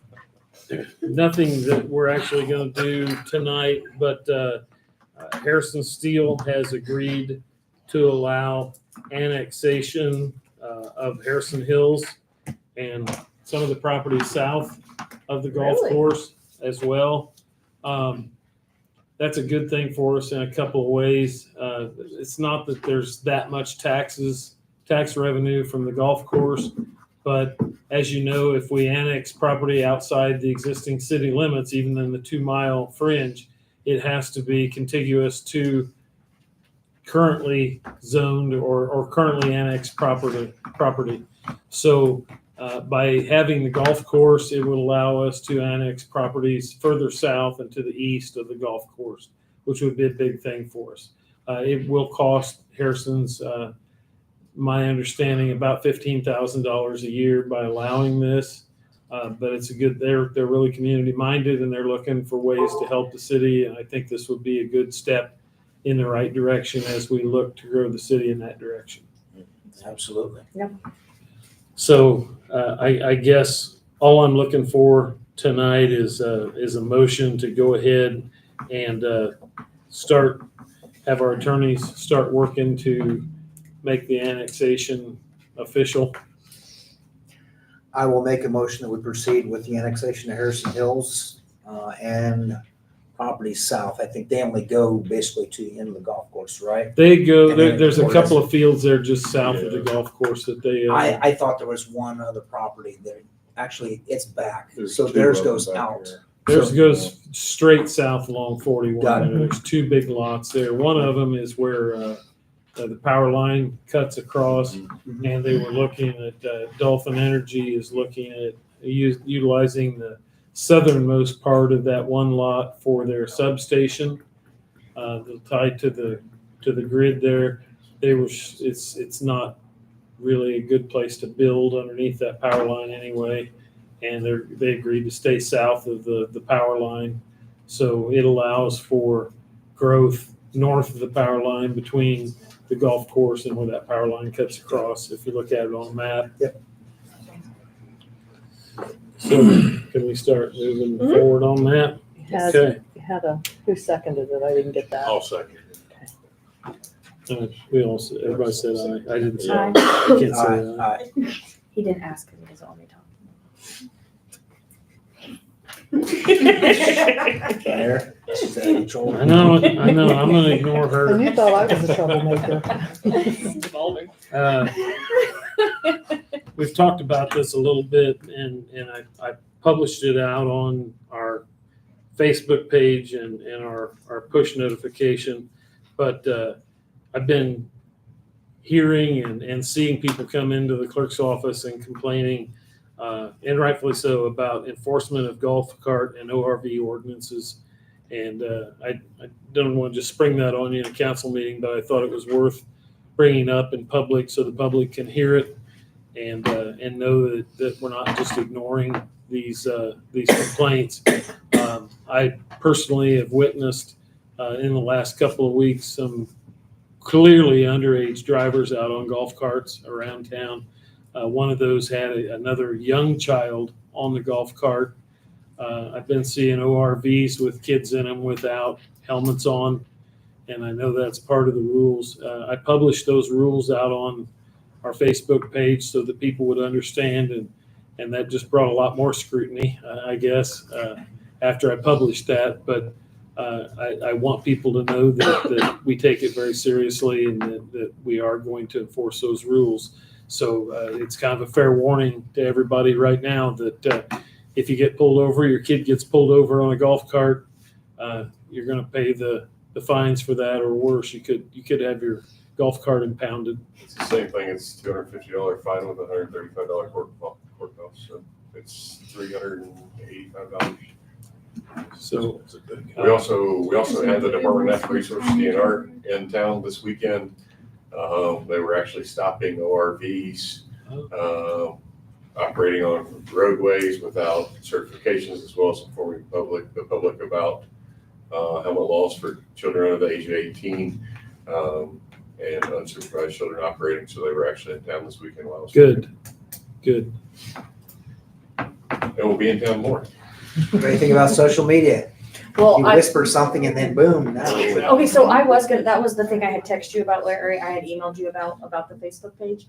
I don't want people to think that anybody's ignoring anyone, but I think that if anytime that we want to post something on there, could you put on there, like Williamsport, I know, post that says It's at these the are top. not monitored. It's at the top. Ours says that. It's at the Ours top. actually says that. I think putting it at the end of every post to say, because people are at, like, for like the trash pickup, people were asking questions, and I'll be honest with you, not that you should not have to, that's a full-time job. Even to monitor that. though it said in big bold letters, if you have questions, contact this number. They're still, They still they're had not gonna- questions and they still put them up. Yes. That's, But So it's pinned to the top of the Facebook page. yes, it is.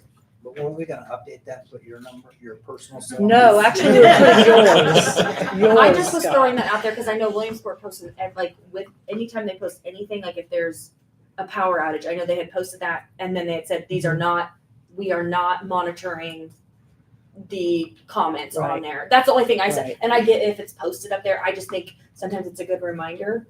Because like I said, that's literally, that could be a full-time job trying to You want it? facilitate. I mean, I could help within reason, but at the same time, that's why I think putting it on I there. think the big thing is with that, if we have that posted, with the Attica Connect app, there's more and more expansion I've seen. You guys are doing a great job pushing stuff out, keeping updates. There's confusion over the Attica City Hall page and another one in town. But if we keep doing that, we want to direct them to file, if they have questions, they have concerns, all of our numbers, emails are listed, the mayor, and they can send stuff right into that Attica Connect or a website if they want attention. But there's a lot of social media warriors out there that want to complain and start a bunch of stuff, and then they don't want to follow through. They don't want to come to a meeting. They don't want to have a conversation with us or something. We can't do anything about that. You know, we've got to dig into any complaint or a citizen's concern that calls me. I go meet with them. I talk with them. I want to further understand before. Now, do we escalate it? Do I take it to the mayor? Do we bring it Well, here? and whatever. So, the post about the golf carts, there was a gentleman came on and said this ordinance is all wrong. It's not up to date. And I had to go back and I thought about it a little while before I went back, and I said what I published is up to date, and this is the ordinance. They were trying to say you didn't have to have a sticker for your golf cart. And I'm like, oh yeah, you do. And you have to have a flag and you have to have a slow moving vehicle triangle on the back. And people putting out misinformation like that is not a good situation, because now somebody put it on Facebook and it has to be true. So now they didn't go buy a sticker and they didn't get their flag, and now they're going to get stopped and get a ticket because they read something on Facebook that Right. was not true. Well, And here I posted it on the city's website and I read it before I put it out there. The only thing that has changed since the original ordinance was put out for golf carts is originally you couldn't drive it on Summit Street, Sycamore Street, or Perry Street. And we struck that off there because it was problematic. And it really, I don't think it's been a problem. But that's really the only thing that's changed since that golf cart ordinance was put out there. But we never told anybody they didn't have to buy a sticker. Now you don't have to have one, a city sticker for your ORV. Originally you did, because the state came in and said, you can't, we charge for that, you can't charge for that too. Right. Or as well. So we took that off there. But really that's the only thing that's changed with the ORVs. I'd hate to get in a situation where we're sitting up here talking about no more golf carts or ORVs in town. Because I enjoy mine. I think that you enjoy yours. Everybody that has them enjoys them. But we need to be, at the same time, it's just like your vehicle, you need to be responsible. And if you can't be responsible, then you're going to have to be made responsible. And there's no nice way to put that, but some of the things that I've seen with my own eyes aren't good, and I'm not going to go chase these people down and say, you're not supposed to do that. I count on these guys to do that. So I'll move on unless somebody else before has we move something. on, what's the age for driving? You have to have a golf? driver's license. You have to have a driver's license? Yep. For a golf cart. For a golf cart? You also have to have one for an ORV through state regulations. And if you're under the age of 18 operating an ORV, even with a driver's license, you must wear it. Gotcha. And passengers. Passengers under the age of 18 have Passengers, to have everybody that in- as well. Everybody under the age of 18 that's in an ORV must have it. Okay. But you don't have to if you're over 18? No, sir.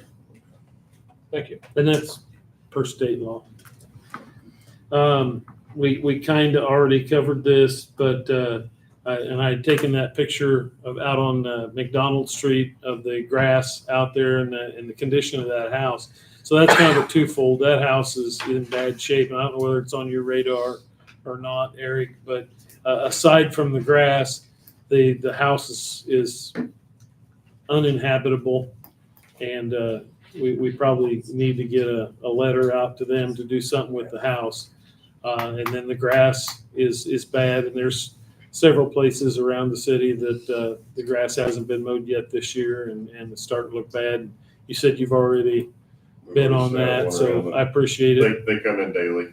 Again, I just wanted to reiterate in an open council meeting that is on our radar, and you guys are looking at that, and I think everybody up here appreciates that, and I don't say that to scold anybody in here, but I just want the public to be aware that you are watching for it. It's a full-time job in the spring. What was the address? Did you list the address? 813 South Okay. of All right, thank you, Kaylee. Tommy's been here for a while, and I'm sorry you got shuffled down to the bottom here, but Cottrell Village, 306 East Main, that's the building right across the street here.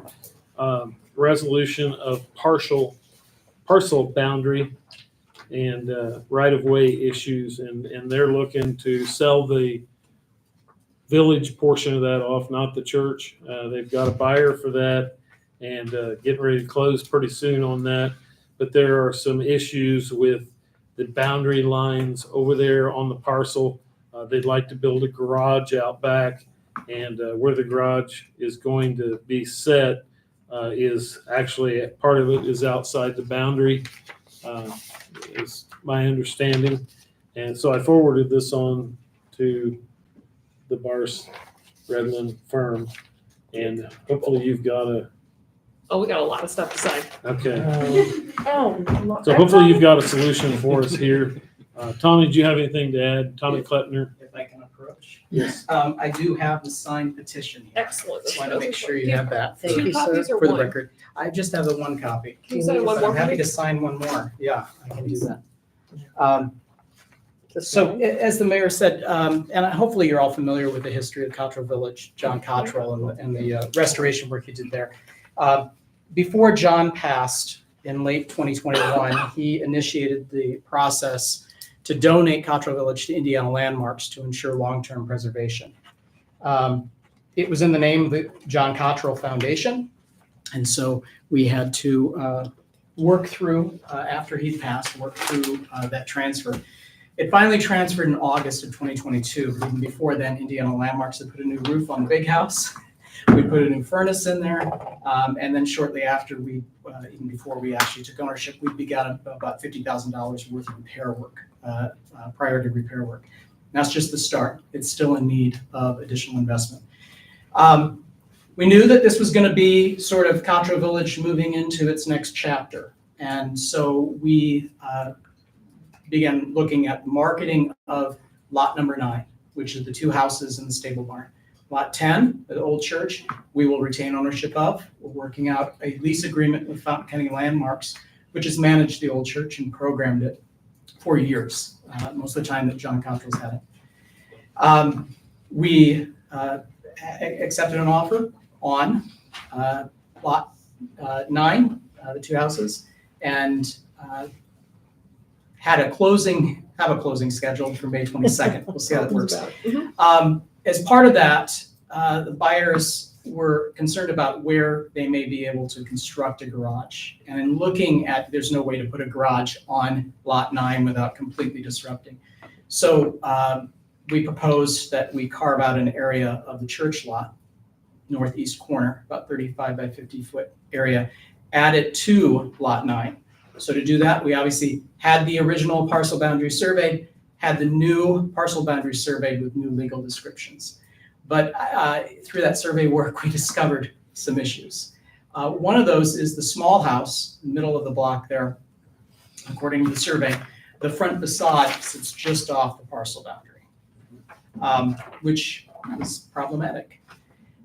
We also found that Short Street, as platted, which we have a 1939 plat survey that says it was vacated for an alley, a 2000 map, and I think it's always just been an alley. But the surveyors found that Short Street and could not find documentation that it had officially been vacated for that alley. And so there's the north part of lot 9 and 10, and actually all lots on both sides of the alley that are, part of that is the old former right-of-way of Short Street. So resolving these issues is what we began work with. I met with Mayor Grant, we began to talk through, and then had an opportunity to speak with Judd, and really appreciate his willingness, cooperation, and putting the documents together. But what we're proposing is that to address the issue with that east boundary of lot 9 and the placement of the house, which, by the way, the small house was moved to that property. I'm not exactly sure when. It wasn't there in the late 1920s. It was there by 1955. But it would have been when it was moved that was placed where it was. There was no survey done of that parcel. They should have pushed it back. Even a foot, we'd be fine.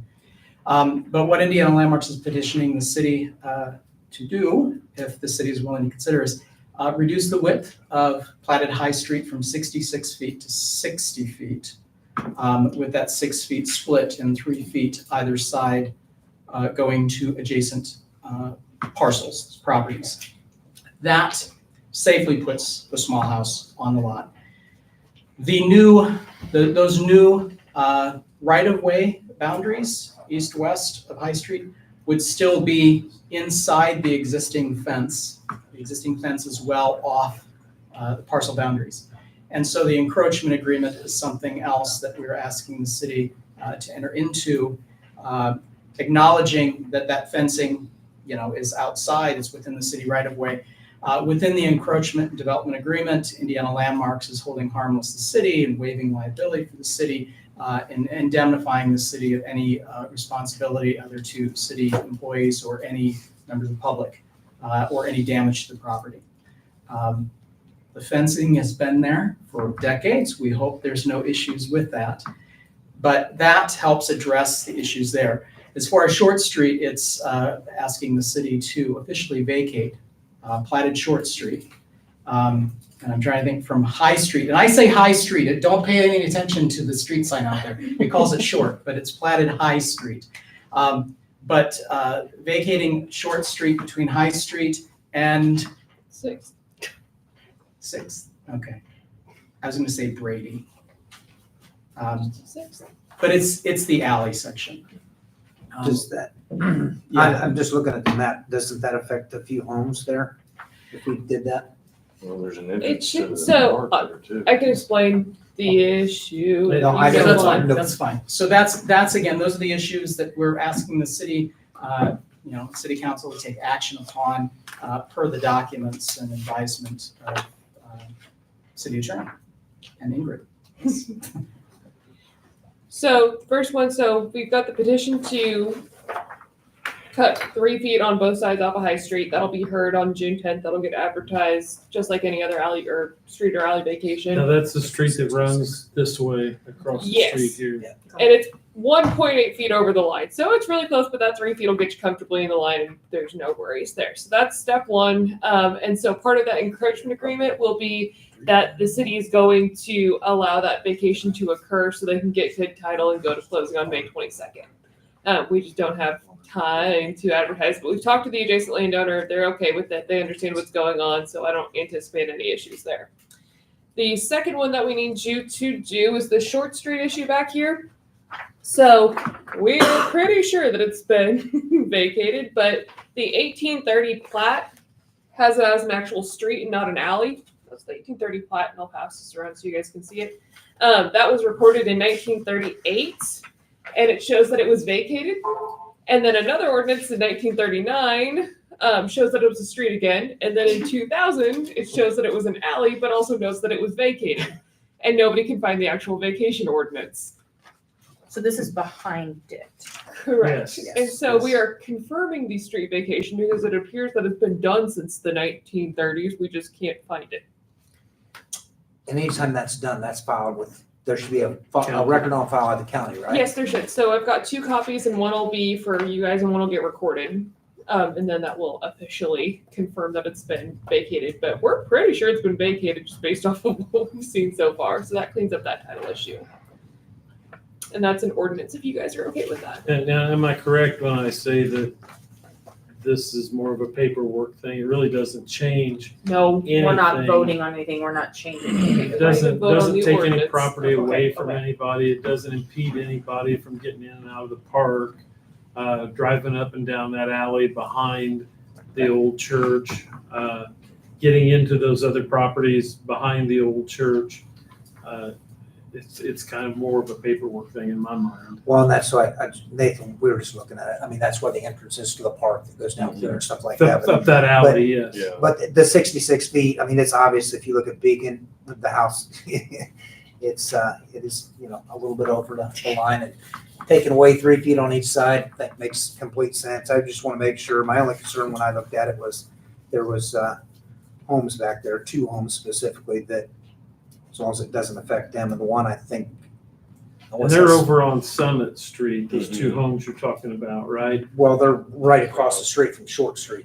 I mean, so if you come up Short Street off 6th, they access their place, and I don't know if one of them's apartment or not. The backside of those, because you got Summit Street on the other side of it. Right, you have Summit Street on the other side, but they always park, and it looks like there's multiple apartments in that one building.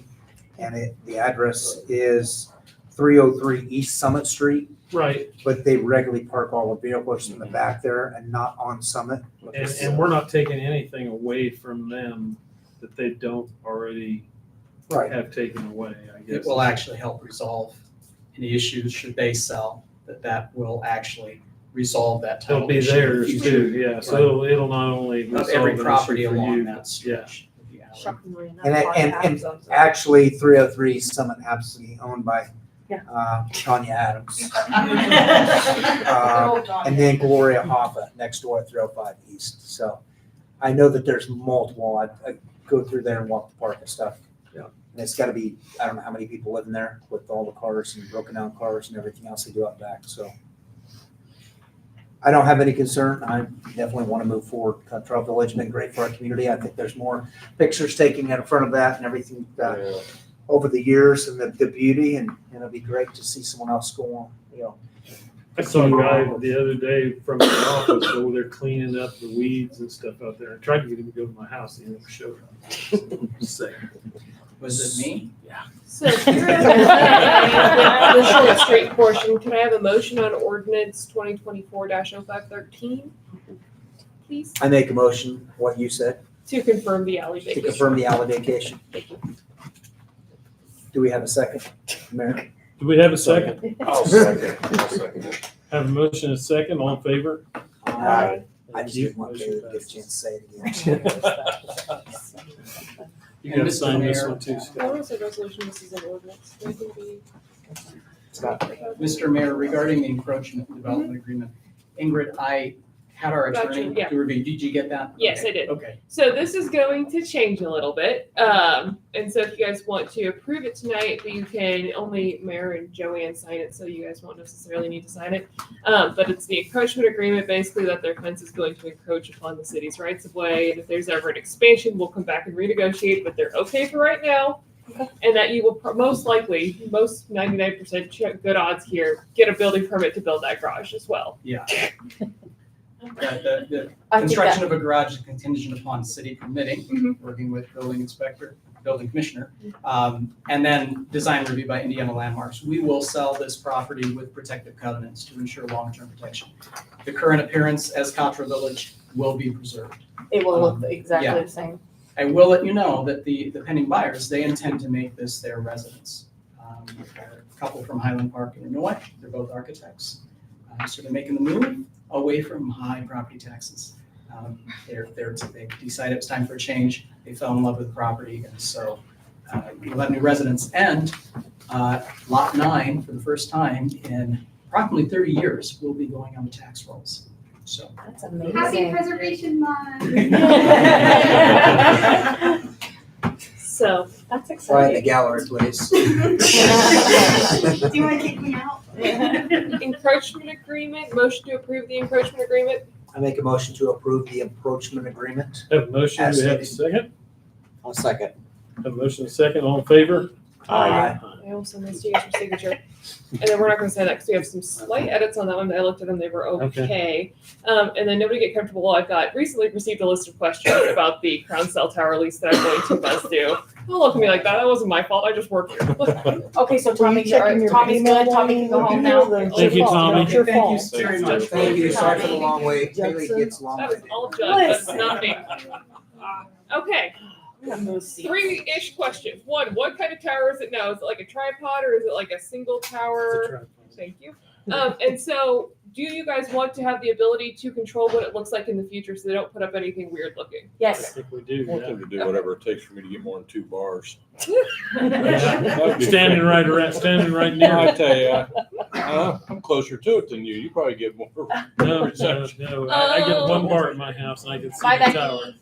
Does it Bye. impede the Thank use of the you. park at all? That we know. Does it impede the use of the park at all, or are we worried about that? It's negligible. Are there any safety reasons that the city would want to become a subtenant on the tower, like for fire equipment or anything like that? There's a generator in there that has fuel in it, so I don't know if that's an issue. Well, she's talking about if we We wanted wanna to put an use it. antenna. Oh, We we use need it to currently use it. now, Okay. so that's what our 800 systems. Oh, running so, off of. yes. Yes. Is it So really? yes, when it works. I wasn't aware that. Can we you were make sure to put that in there? Yes, Yes. when it works. Yes. And then you don't pay to put anything on that tower, do you? Up the ranch, like that. Did police put anything on there? It's all the same radio system. Okay, perfect. I didn't know if there was anything extra that you guys might need on there, but I'm just gonna throw everything on there that I can start, and then we'll just go from there. Last one, at the end of the lease, do they need to remove the tower? What happens with the tower, just so you guys don't end up with an eyesore if they stop taking care Well, of it? I was looking at your email, and obviously with the depth and everything else Mhm. for that to be there, for them to remove that would be very, very expensive.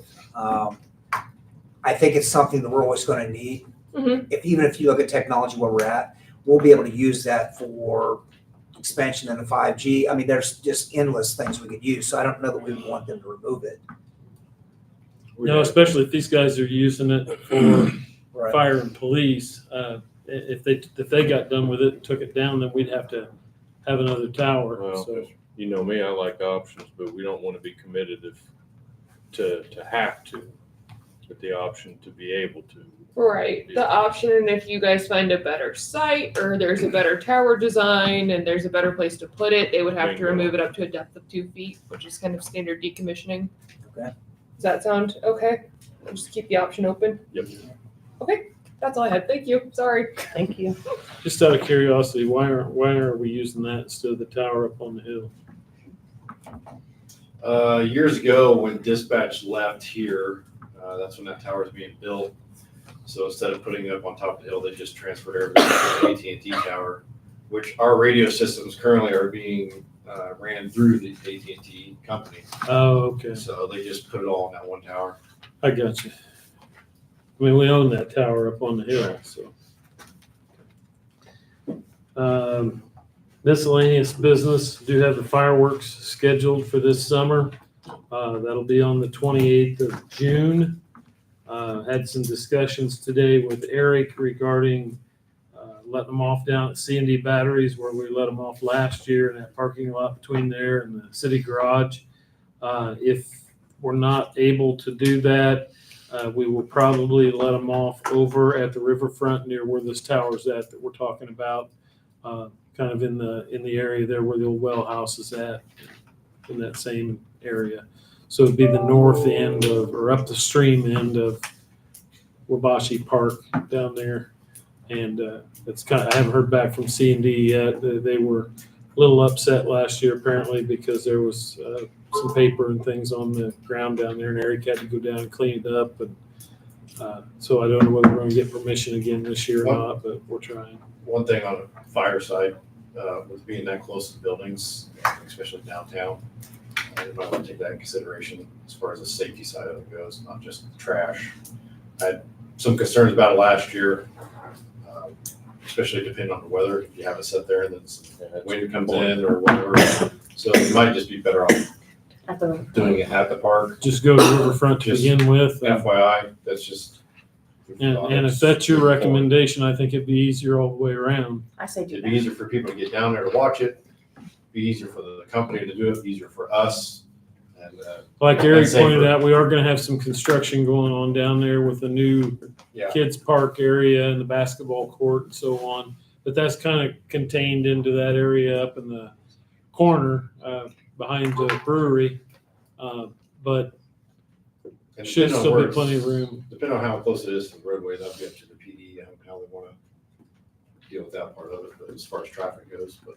I mean, because you could close off parking or traffic or anything else, anywhere down there where it would be a wide open area, very safe, no homes we have to worry about, anything else. And scenic wise, you know, we want to draw people down there. It'd be great if we had some of this. We're not going to have obviously park equipment stuff by then, but I think it'd be a good place to have it hold personally. them down just like we're going back to the old Potawatomi, and that space down there was always utilized for everything. Big events, you know, it'll really promote the Kabachi Park. And How far back do Yeah. people need to be from this? It depends. I mean, the insurance companies really set that, to be honest with you, because it's a liability. Well, if we had it in the north end of that, I would assume that people could utilize the area down by the sewage plant along that road there. What is that, Monroe Street? Yeah. I just didn't know if we utilize had to, that. if we needed to like, The companies that do this, Okay. they know exactly how far they need to be away from a roadway and everything else, so it's really. We've got that road that runs down from where the little sheds at there, the bandstand, whatever you want to call it. If we put a snow fence along that road there, not let anybody any further north than that, that wouldn't take much to do. I don't want to cause more I mean, work you for can just put you. up caution tape, to be honest with you. I'd be surprised if they set up on the north side of that. They'll probably set up closer to the sewage plant Hopefully they'll be Because- downtown. because you'll be so close to the, state highway. We do places, state highway and the bridge to discharge there. Maybe. Yeah, we'd have to be over to I think we'd have to be over towards where the pavilion's at or something. And we could flip it around to where, you know, they're setting them off on the other end and then people could sit up toward the highway. I get what you're saying as far as the downtown part. I mean, I know it. No, not the fireworks, the people. Oh, the people, And yeah. you can still see them from downtown if they let off. I think personally, I don't know about Chief Miller, but I think that's just a safer bet, and I'm sure you think that as well. It's easier to control traffic. Less cleanup on his part, you know, we own the property, so if we don't get out there for a day or two, then it's not too big of a deal. You're thinking closer to the sewage plant. Probably closer to the south side. Just flip it around and let Have people everything sit on this on the side. north end. and- Fireworks on that side. Okay. I won't worry about CND batteries then if everybody's in agreement. We'll just Lexi, you like that better? plan on this. Okay. There you go. I think All right. it'll look nice, and like you said, it'll draw people back down to the park. Okay, great. I think that's all I have unless somebody else has, veterans banners. I've got that on the list here. Been working with Eric. We've given them the go ahead. We had 16 of them last year. And Eric's working on buying, along with Cindy Mason, double banner holders for the post. So we put one on either side of the post. So that would double the number that we had last year. And Susan Fisher, the lady at the DAR that's been handling that, was thrilled to death when I told her that. So we're going to get those up and get them installed along the highway. There's 30 poles along the highway. Some of them we won't be able to utilize because of the streetscape project near downtown. But I told her that we could handle 30 to 35 banners this year. And that would still give Cindy Mason and Lexi a place to put some other banners up if you guys have some spots for things for community events and so on. I didn't want to commit every banner spot to them, especially since y'all are buying the brackets. But originally the brackets were going to be like $150 a piece, and I think we can buy them cheaper than that. And Eric's been working on that, so thank you, Eric, for doing that. And right now we're not going to put any of the brackets up downtown due to the streetscape project and so on. But next year I'm hoping to be able to utilize all the poles down. I think there's 20 through the downtown currently, and once the streetscape project's done, there'll be even more than that. I think there was 18 of them just in the 200 block that's going up. So they'll give us more spots for next year for banners. If nobody else has anything, I'd entertain a motion to adjourn. I want to stay here all night.